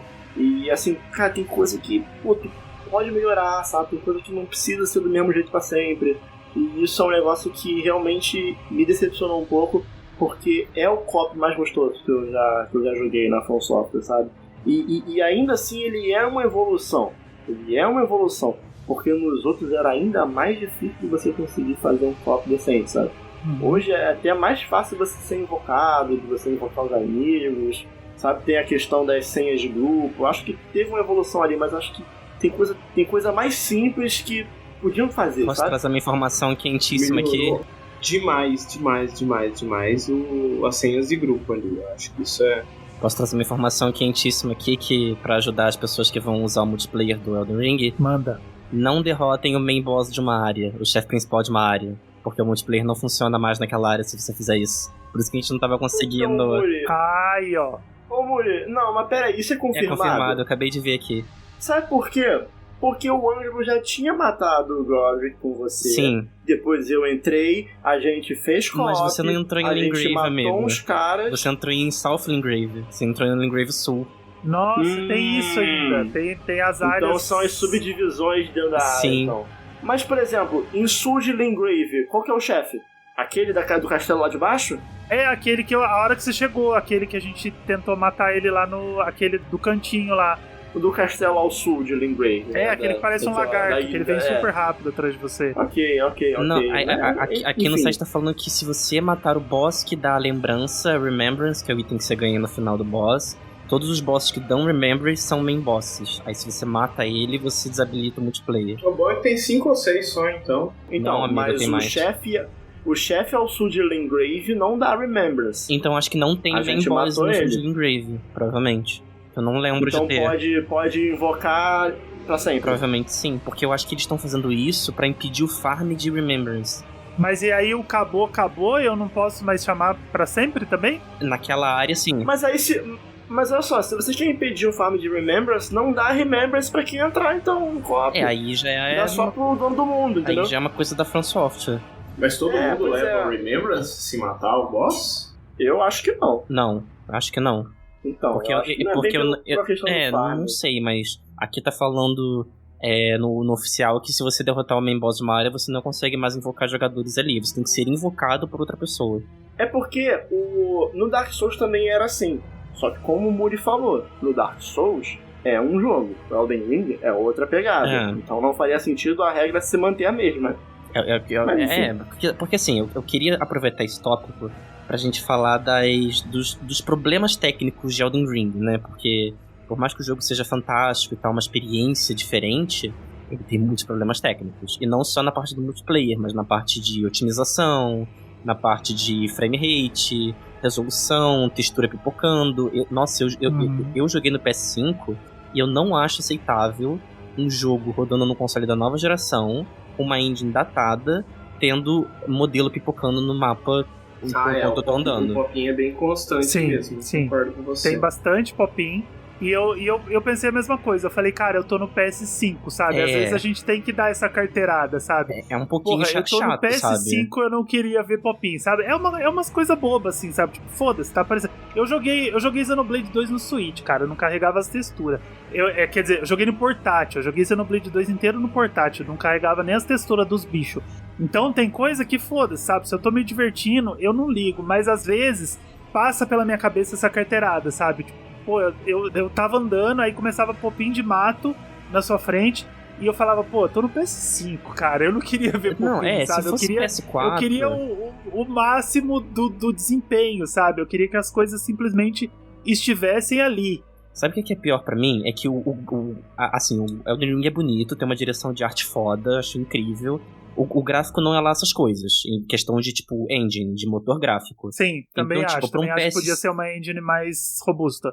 Pro PS5 rodar, não tem tanta dificuldade assim quanto o jogo tá tendo. Tanto que já foi comprovado pelo Digital Foundry, por vários sites que fazem teste de desempenho de jogos, que você só consegue chegar aos 60 FPS estáveis no PS5 se você jogar a versão de PS4. Então, tipo, isso pra mim isso é um erro de otimização. Isso é uma coisa que não dá pra passar pano. Foda. É uma cagada. Não dá mesmo. E que, assim, uma empresa do tamanho da From Software, do tamanho que eu digo assim, dos anos de empresa que ela tem, em 2022, entregar um jogo assim pra nova geração, acho que faltou ambição também nesse caso. Acho que podia ter dado um pouquinho mais de esmero, assim, com o The Ring. Não, concordo. E assim, Muri, independente do número de funcionários que a empresa tem, assim, isso é uma escolha deles. Eu não tenho nada a ver com isso. Eu tô pagando preço cheio pelo jogo. Eu quero experiência completa. Sim, exatamente. Sem esses problemas. Exatamente. Eu não quero comprar um jogo e ter bug. O Elden Ring tem o mesmo preço do Horizon Forbidden West. Então, tipo assim... E ele tem o mesmo preço de um Pokémon que é feito, como o Muri falou, o Pokémon é feito por uma empresa que tem o quê? 5 pessoas mexendo no jogo pra fazer um jogo da franquia mais rentável da história, sabe? Então é como o Daniel falou, é uma decisão da Game Freak de ter 5 funcionários. Isso. Porque eles podiam ter 800 funcionários pra fazer um Pokémon, sabe? Eles podiam ter um estúdio que fosse do tamanho de uma cidade, com 15 mil pessoas fazendo um jogo, e fazer o melhor jogo, o jogo mais otimizado da história. Mas não, eles decidiram que num quartinho, com 2 janelas, eles vão ter 3 pessoas fazendo um jogo. Isso é a decisão da empresa. E a gente não pode ser afetado por isso, sabe? A gente não pode receber esses produtos meio mal menos. Gente, eu senti uma vergonha porque no PC quem consertou o jogo foram os modders. Pra você jogar no PC e rodar bem, tem que usar mod. Pra rodar em PC mais fraco, né? Falaram que tá bem cagado mesmo. Mas eu vou te falar que assim, em relação ao PC, já é também um problema antigo. Já é conhecido, de portar né? Pra PC. O único... Assim, porque na verdade, quem importa pro PC não é a From Software. Eu acho que tá muito mais relacionado a publisher do que a própria From Software, mas que também não isenta a From Software de críticas em relação a isso, até porque o jogo é deles. Sim. E eles têm que se responsabilizar por isso também. Mas o único jogo da From que teve um bom porte pra PC, assim, no lançamento, foi o Sekiro, porque não saiu pela Bandai, saiu pela Activision. Então ele teve um suporte pra porte melhor. Faz sentido isso. Mas aí, de novo, não é problema meu, isso é problema da From Software com a Bandai, com sei lá mais quem estiver envolvido nisso. Não é problema meu. Eles que se resolvam para entregar o melhor produto por um preço cheio e o melhor produto para a geração que está representando, né? Porque por mais que ele tenha sido lançado para as gerações anteriores, se você faz um produto para uma geração e para outra, ele tem que funcionar de formas diferentes nos dois, cara. O Horizon Forbidden West roda no PS4 de um jeito, no PS5 ele roda lá maravilhosamente bem. Mas no PS4 também joga bem, roda bem. É que o Horizon é aquela parada. Eu sinto que o Horizon é um jogo de PS5 portanto PS4. O Elden Ring é um jogo de PS4 portanto PS5. Sim, também tem essa mesma impressão. O Elden Ring ainda tem um cheirinho de geração passada. Por mais que ele seja grandioso e a direção de arte incrível, o jogo é bonito. Assim, tem um cenário que, nossa senhora, quando eu olhei a primeira vez... Mas ele tem um jeitão de geração passada. Eu dando a minha perspectiva de quem tá jogando no PS4, eu tô achando tudo maravilhoso, entendeu? Problemas técnicos eu tô tendo, assim, zero. Porque, tipo assim, a minha expectativa é que ele fosse isso mesmo, o que ele é. Uhum.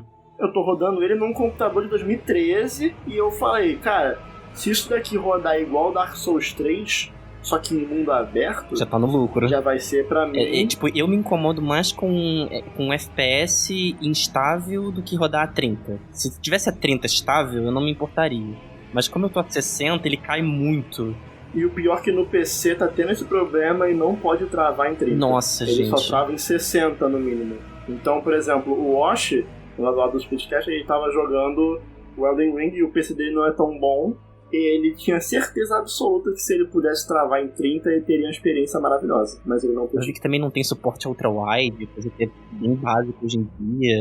Assim, essas questões de técnicas sempre foram um problema da From. Inclusive o do Bloodborne, inclusive a única coisa que impede o Bloodborne de não estar em 60 FPS no PS5 é literalmente uma linha de código. Eu vi isso.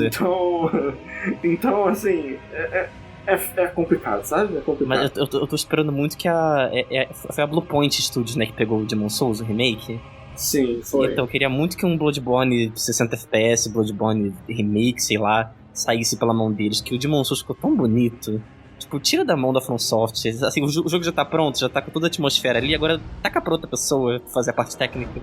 Dá pra outro. Dá o filho pra outro cuidar. Deixa eles otimizarem, né? Tipo, você faz o filho, aí dá o filho pro tio cuidar. Coisa assim.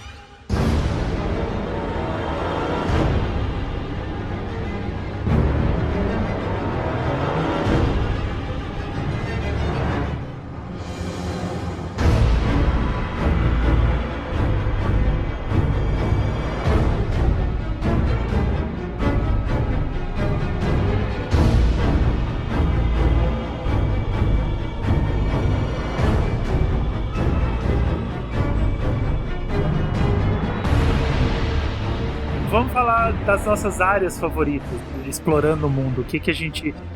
Eu vou começar. Eu tô muito encantado com um lugar que eu chamo de caverna. Eu entrei numa discussão calorosa com o Daniel, porque o Daniel fala que não é uma caverna, só porque tá debaixo da terra. E aí. Ele ficou... O Ângelo chama qualquer buraco de caverna. O estacionamento do shopping, caverna. Aí eu fiquei, cheguei na caverna, aí eu pus o A entre aspas. A caverna. Daniel, que caverna? Que raio de caverna? Só tem caverna nesse jogo? Aí eu falei, não, a caverna, né? Porque é aquele lugar subterrâneo que tem um castelo fucking debaixo da terra, né? Tem um fucking castelo debaixo da terra. Que você desce naquele elevador. Você fica... Siofra River. Rio Siofra. Não é uma caverna. Porra, tá debaixo da terra, mano. É uma caverna. Não, mas, não é uma caverna. Preciso dizer que aquele é o meu lugar. Eu ainda não explorei o jogo inteiro, mas ele já é o meu lugar favorito do jogo, porque é um lugar encantador. Você desce num elevador que não tem fim, né? Você vai descer. Eu gravei um vídeo. É muito lindo esse momento. Lindo. Foi uma das maiores surpresas que eu tive. Eu gravei um videozinho de 30 segundos lá do PS5 descendo e não deu tempo do elevador. Você desce muito mais do que 30 segundos. Desce. Cara, e aí você vai parar. A primeira vez que tu entra nesse elevador é maluquice. É bizarro. É tipo, eu não tava esperando por isso. E aí você vai parar numa área subterrânea que ela é gigantesca, ela é absurda, assim, e ela é totalmente debaixo da terra. E aí todo o teto dessa área, né, ela é coberta por uma área de pedras que é cheio de pedra preciosa, e aí fica parecendo um céu, né, fica parecendo um céu estrelado. Tanto que algumas das mensagens que estavam lá no chão de jogadores, eles ficavam tipo, como que isso é céu se você tá debaixo da terra, né, tipo, era o pessoal todo doidaço, e é muito legal, porque realmente parece a representação de um céu, todas aquelas pedrinhas brilhando. E aí você explora toda uma ruína de um castelo e você enfrenta um chefe que é um Não vou falar de chefes, a gente não vai dar spoiler de chefe. Não, é sempre pra falar, é o servo gigante, não é? Servo maravilhoso. E aí você vai acendendo, você tem que ir acendendo várias lanternas espalhadas pelo cenário. Essas lanternas acendem um caminho de outras lanternas que você chega até esse servo pra derrotar ele. Eu achei isso lindo, lindo, lindo. Eu acho muito difícil. Eu sei que tem muitas áreas muito bonitas nesse jogo, mas pra mim, eu acho que não vai ter uma área que vai me encantar tanto quanto essa, exatamente por ela ser subterrânea. É a minha caverna favorita, Daniel.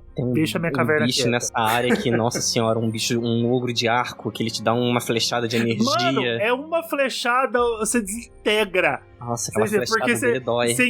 Você encontra uns ogrinhos, né, no começo, e aí tá, beleza, dei 3 espadadas nele, o bicho morreu. Aí vou fazer a limpa, vou matar os ogros tudo.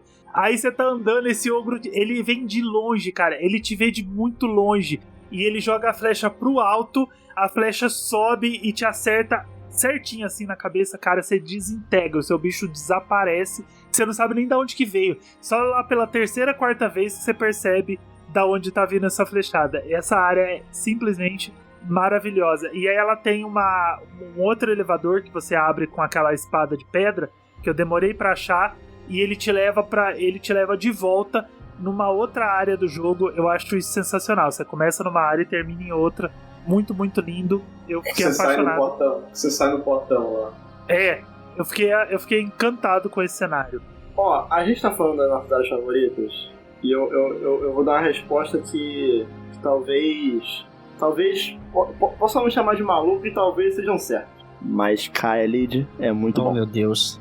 Eu também acho legal. É que olha, assim, cara, Vou dar minha terapeuta pra vocês. Eu acho, assim, principalmente pelo fato de eu ter explorado Kaelid cedo no jogo, e eu tava muito fraco pra Kaelid. Tipo, eu não devia estar ali. Eu explorei Kaelid inteira, e eu tava muito fraco, e todo inimigo pra mim era, tipo, uma boss fight. Aquilo ali pra mim era tão bom, cara. Tipo assim, eu adoro quando a ambientação ela é opressora, sabe? Sim. Tipo, em Dark Souls tem muito disso, sabe? Em Dark Souls não tem trilha sonora hora nenhuma, quase momento algum. E a falta da trilha sonora, ela justamente vem como uma forma de te botar como se fosse uma pessoa isolada no mundo, né? Tem 2 formas de fazer isso. Ou você bota sem trilha, ou você faz tipo Metroid, bota uma trilha meio assustadora, meio vou morrer, meu Deus do céu, não tiver daqui.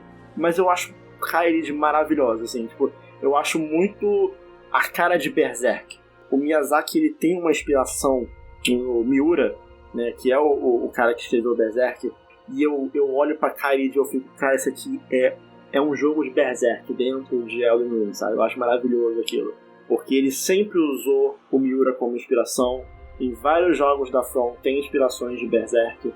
A logo dos caçadores lá do Bloodborne é exatamente a marca do Guts do Berserk. E tu olha pra Kaelid, ele é idêntico às cenas durante o Eclipse do capítulo, sei lá, 60 alguma coisa de Berserk. Eu acho aquilo ali maravilhoso, como aquele ambiente ele é opressor e como você fica tenso ali dentro o tempo todo, sabe? Por mais que boa parte do Elden Ring seja sobre você relaxar e explorar, Kaelid pra mim é totalmente o oposto. É tensão o tempo todo, porque do nada pode vir daqueles cachorros ridículos, gigantes, e vai te matar com um golpe, sabe? Eu acho maravilhoso aquilo ali. Então, Kaelid foi incrível, assim. Mas se você for falar de lugar bonito, eu gosto muito de Altos Platô. Mas Kaelid a parte da capital também é bacana. Eu não entrei ainda. Eu só entrei pelo portal, mas vi muito pouco. Não parece maneiro. Eu achei a capital um pouco complexa de explorar, ela é bem grande, mas o meu local favorito é um pouco parecido com o do Ângelo, porque seria a continuação do rio como é que se fala? Siofra, Eu sempre confundo, eu sempre falo Sofia, não sei porquê. Sofrido. Sofrido. Mas no Kron, você tá falando? No Kron, eu gosto muito da... Acabei de liberar. Da capital, porque, tipo, o rio, ele é a parte inicial dessa capital, aí quando você sobe mais um pouquinho pro meio, né, entre o subsolo e o rio, você tem a cidade eterna, acho que é a cidade eterna que é o nome que se dá. E ela é muito linda, muito linda. Ela pega o que o rio Siofra faz e coloca e eleva ao quadrado, assim, questão de beleza, de misticismo, de magia, de edifícios flutuando. e coisas bem mágicas, assim, tudo muito fantástico. Eu amei aquela região, assim, questão de beleza, mas eu acho que pra explorar, coisa que eu mais me diverti explorando, eu acho que foi uma área que vocês vão abrir bem no final do jogo, que é uma área habitada por dragões, que é tipo bem indie game mesmo. Vocês vão derrotar, sei lá, o antepenúltimo boss lá da campanha. Que agora eu esqueci o nome, que é um nome complicado, mas eu posso pesquisar aqui pra não... Qual o nome que não é complicado nesse jogo? Qual o nome que não é. É uma localização muito específica, que vocês vão abrir bem mais pra frente, e que eu queria... Crumbling Farum Azula, mas eu não sei como é que é em português. Acho que é Ruínas de Farum Azula, se não me engano. Mas é uma área totalmente habitada por dragões, e tem uns tornados no meio, uns dragões que soltam... tem uma outra área de dragões do lado do Kaelid também, né? Não, ali é onde fica o... É onde fica o dragãozão ali. Um Dragon Barrel, não sei o quê. Não é ali não. É no meio do oceano que fica essa. Vocês têm que ir lá por um teleporte específico. Mas ele é muito legal e bem difícil. Bem difícil, mas eu gosto muito de lá. Vou descobrir em breve. Tô beirando 30 horas e eu sei que eu vou jogar umas 300 horas deste jogo. Eu acho que eu devo parar umas 80, mais ou menos. 80, 85.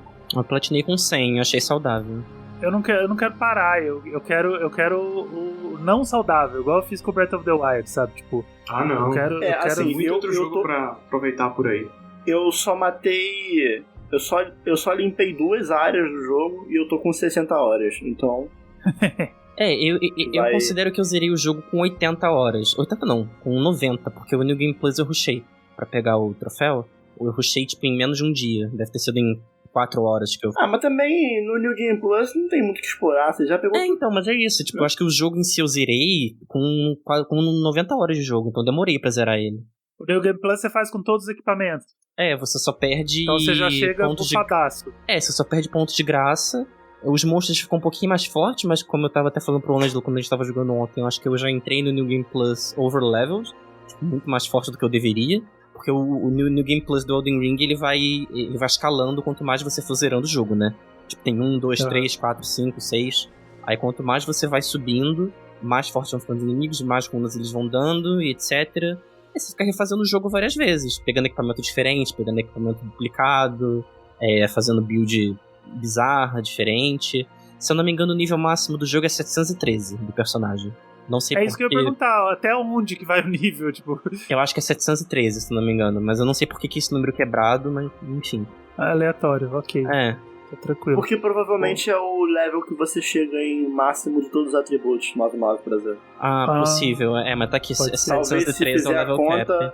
Talvez se fizer a conta, quando você chega com todos os atributos no máximo, dá esse level.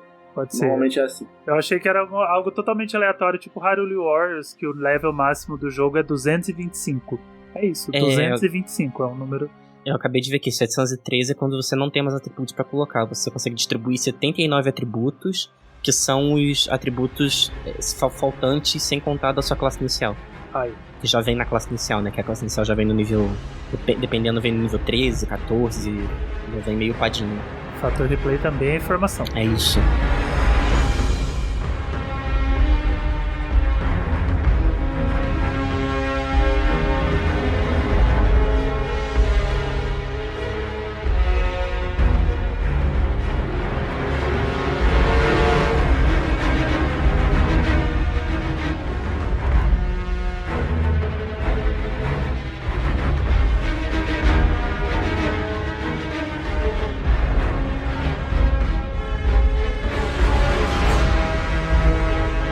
Maculados, é isso. Conseguimos resumir o jogo de uma forma bem, sucinta, de uma forma bem omnidirecional e... Não, mas peraí, isso vai ficar depois, pô.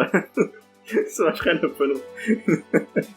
Conseguimos fazer uma síntese do jogo, né? A gente fez um indicão. Daniel, qual que é a origem do meme do cachorro? É uma comunidade que é esquisita mesmo. Não tem uma origem. Do nada, as pessoas começaram a chamar os bichos de cachorro e não dá pra track back a origem disso. A origem foi que o primeiro viajante lá, ele tinha um burrinho lá, aí alguém botou cuidar do cachorro. Isso é só no Elden Ring, isso não é um meme antigo dos outros jogos. Olha, cara, eu nunca vi, até porque nos outros jogos nem tem bicho assim, tipo, todos os bichos que aparecem querem te matar.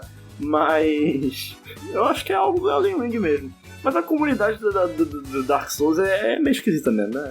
O pessoal meio. Não sei se vocês viram as certas mensagens, por exemplo, o Try-Finger Butthole também tem.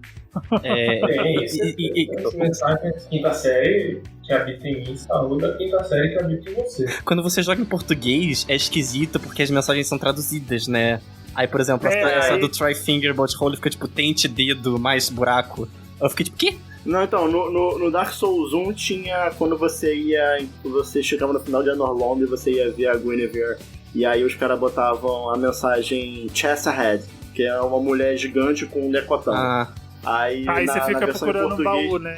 Na versão em português traduz pra baú à frente. Bom, a Bandai, já sabemos de onde a Bandai tirou a inspiração. Até porque no Elden Ring todos os peitos são baús, né? Então não tem peito, então não dá pra traduzir. Eu posso só deixar uma última mensagem aqui pra esse episódio, pra não passar em branco? Manda. Você que está escutando esse episódio e que deixa a mensagem de caminho oculto e que não tem um caminho oculto na frente, eu espero que você... Eu te odeio, tá? Eu espero que você tenha uma noite muito ruim e que você espero que você se perca no caminho oculto. Eu espero que você se perca no caminho oculto e que você faça xixi na cama, tá? Obrigado, beijos. E a pessoa que coloca mentiroso à frente, eu te amo, tá? Mas eu vou te falar... E a pessoa que coloca gesture required ahead também. Eu achei que ia, por um bom momento, eu achei que tinha que fazer alguma coisa. Pô, não, isso eu acho mais vacilo do que caminho oculto. Porque caminho oculto tu vai dar dar uma espadada na parede ali, não vai ver nada, beleza. Mas quando o cara fala, item à frente, pule, aí você morre. Não, mas aí as poças vermelhas ajudam. Nesse ponto aí. É verdade. Examina o sangue e vê o que aconteceu, vê o que o cara fez. É porque eu me sinto um trouxa batendo na parede, por isso que eu sou um Neandertal, pegando minha clave, tipo, batendo na parede. Eu me sinto muito feliz na hora que realmente tem uma passagem. Aí. É isso que eu ia perguntar, vai ter caminho oculto? Vai. Mas é principalmente nas áreas de magia, pode ficar tranquilo. Eu acho que tem magia. Eu não tô levando nenhum a sério. Eu acho ok, porque eu já jogo o jogo da From Software batendo nas paredes, então pra mim... Eu também, já acostumei. Ok, ganhamos mais um bloco nessa finalização. Então beleza, deixa eu fazer um agradecimento rápido primeiro pra Bandai por ter mandado o jogo pra gente analisar. Obrigado pelo carinho, obrigado por ter confiado no nosso trabalho. E claro, fazer um agradecimento muito especial pro Daniel por ter vindo aqui conversar com a gente. O Daniel já é de casa, ele já se sente em casa aqui, espero que sim. E ele sabe que ele pode vir a qualquer momento. Inclusive, a gente tá gravando. Eu recebo uma mensagem no Telegram. O que vocês estão gravando aí? Porque ele fica de olho grande no servidor pra ver o que a gente tá gravando. Quando a gente gravou com a Beca era segredo, a gente não ia contar pra ninguém, mas o Daniel já tava lá pescoçando pra ver o que a gente tava gravando. Então, Daniel, obrigado mais uma vez por ter vindo ter essa conversa com a gente. Tinha que ser você, não tinha outra pessoa pra gente chamar aqui pra vir conversar. Obrigadão mesmo pelo carinho de sempre, por estar sempre disponível pra conversar com a gente. E agora é o seu momento. Conta aí pro pessoal, quem tá debaixo da pedra, ainda não conhece o Splitcast, conta mais sobre o Daniel Coutinho from the Splitcast Series. Primeiro, obrigado a vocês, velho. Sempre bom demais gravar com vocês, é sempre uma delícia.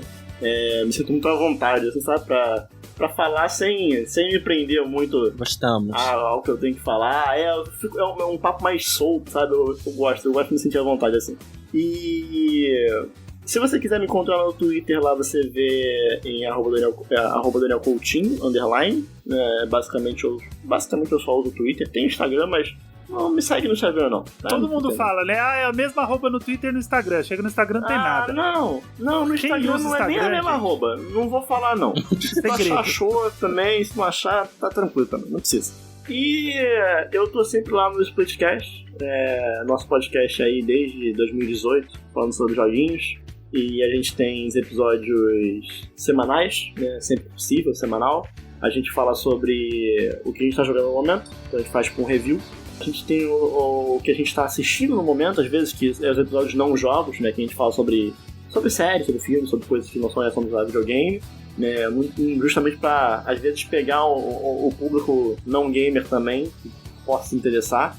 E tem os episódios que são temáticos, episódios que a gente fala sobre alguma coisa relacionada ao videogame. Então pode ser desde um episódio em que a gente conta histórias da vez que a gente jogou demais. Então tem lá o episódio lá, Perdendo o Controle, que é o episódio que a gente falar sobre as vezes que a gente, né, jogou mais do que deveria. Se a gente fosse fazer um parte 2, provavelmente teria Elden Ring no meio, né, porque no lançamento da Elden Ring eu comecei a jogar meia-noite, fui parar às 6 da manhã, aí eu dormi de 6 da manhã até as 10, e aí eu joguei de 10 até as 8 da noite, então talvez entraria aí. Mas a gente tem esse episódio temático aí, também tem episódios mais sérios também, tipo, a gente fez um sobre os anos 80 da Nintendo, tá? Tem um Ângelo lá no comecinho, primeiro episódio que o Ângelo participou, a gente falou sobre especificamente os anos 80 da Nintendo, a gente contou tudo que aconteceu na Nintendo de 80 a 89, e é isso aí, Splitcast Underline, você segue lá no Instagram, no Twitter, e você procura lá no Spotify, no Google Podcast, toda semana tem episódio.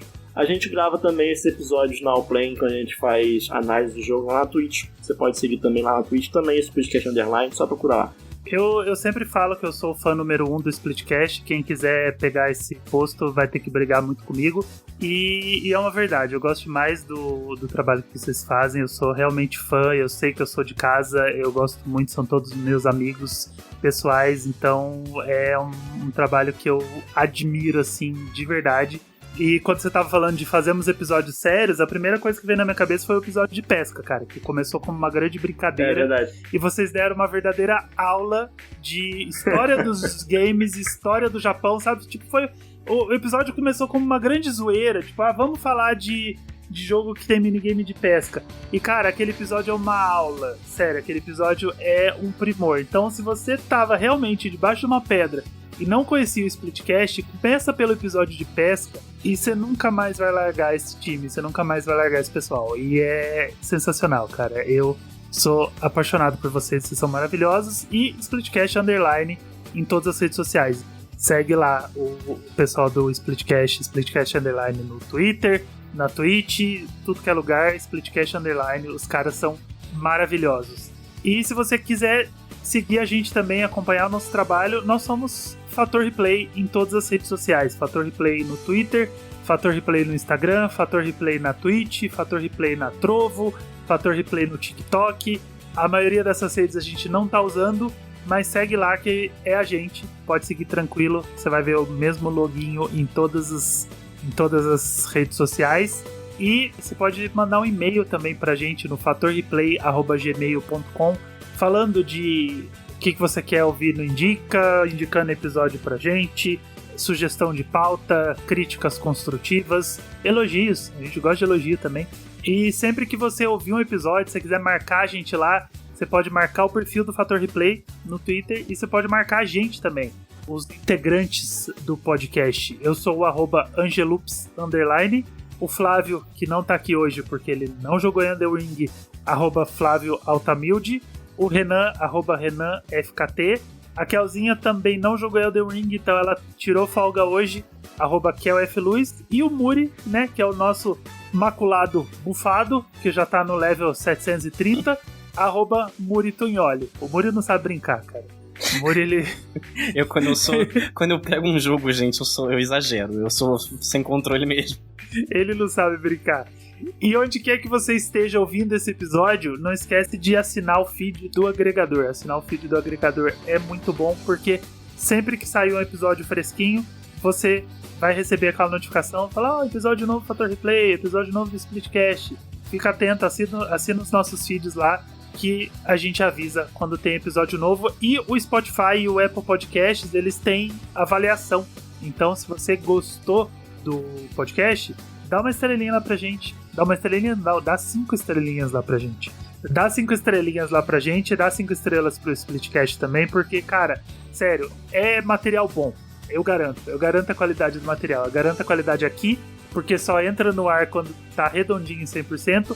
E eu garanto a qualidade no Splitcast, porque eu ouço toda semana e eu sou o fã número 1. Quem quiser pode ser o fã número 2 ou fã número 3, que essas vagas estão abertas. Fica tranquilo. E enquanto a gente descansa no local de graça para subir de nível, né? Porque a gente tá precisando de um pouco de energia pro próximo episódio, fica com a gente que você tá no Fator Replay. A gente volta semana que vem. Beijinho e tchau, tchau. Tchau, tchau. Beijos. Falou.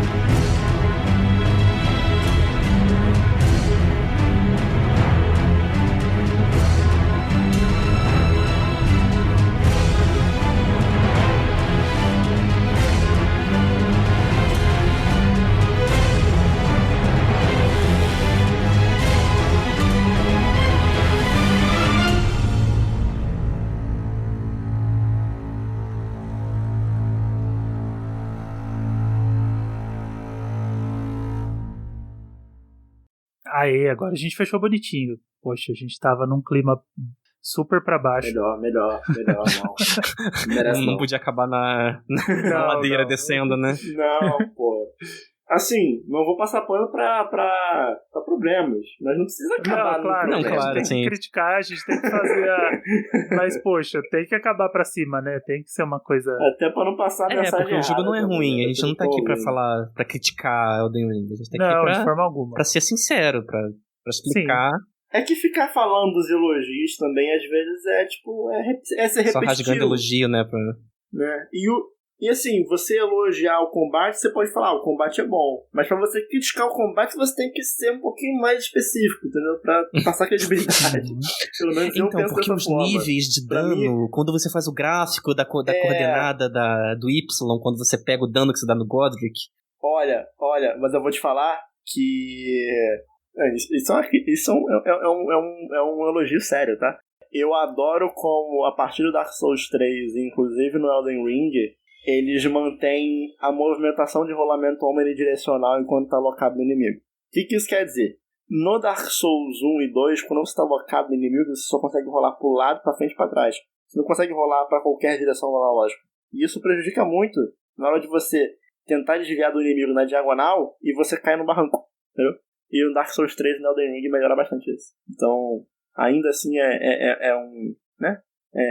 É um termo meio babaca de falar de esquiva omnidirecional. E Mas, depois enfim, dessa faz eu vou sentido. pedir aqui pro diploma, pro Daniel, diploma de Soulzeiro. Não, essa vai essa aí foi longe, hein? pro pós-créditos, como peça de informação crucial pra quem ficar até o final. Não, esse episódio vai ser omnidirecional. Essa vai ser o título do episódio. O Elden Ring omnidirecional. É isso. Omnidirectional Rolling. Olha, viu? Cultura. Esse aí eu vou jogar até minha platina no lixo. Vou até reciclar ela, fazer um anel de lata. Vamos lá pro mundo do Daniel, você joga sua platina no chão e ele pega. Fala, toma. Aqui, princeso. Eu tô Você deixou sua coroa cair. Pronto. Você deixou seu anel prístino cair Tô aqui, querendo. gente. Por um momento algum a gente zoou o fato do jogo ser anel prístino. A gente não falou do anel do velho, né? A gente foi bem sério tudo bem. hoje, né? A gente não fez... Piada Pelo menos repetida. a gente foi original, a gente falou da rolada. Te dá um... a gente falou de rolada e ainda falou de rolada omnidirecional, olha isso. Tipo, o A jogo... gente tava preocupado com a rolada e ganhou a rolada pior ainda. É o nome do episódio, é rolada pesada omnidirecional. Venham ver a gente falando de tomar rolada... Levar uma rolada omnidirecional. Já levou uma rolada omnidirecional? Tu vai levar a rolada em qualquer Opa, direção, não você olha importa. pro lado assim, tá uma rolada acontecendo hoje? Calma aí, gente. Cara, muito bom. Peraí, deixa eu escrever aqui. Pronto. Não pode dar ideia pro Ângelo.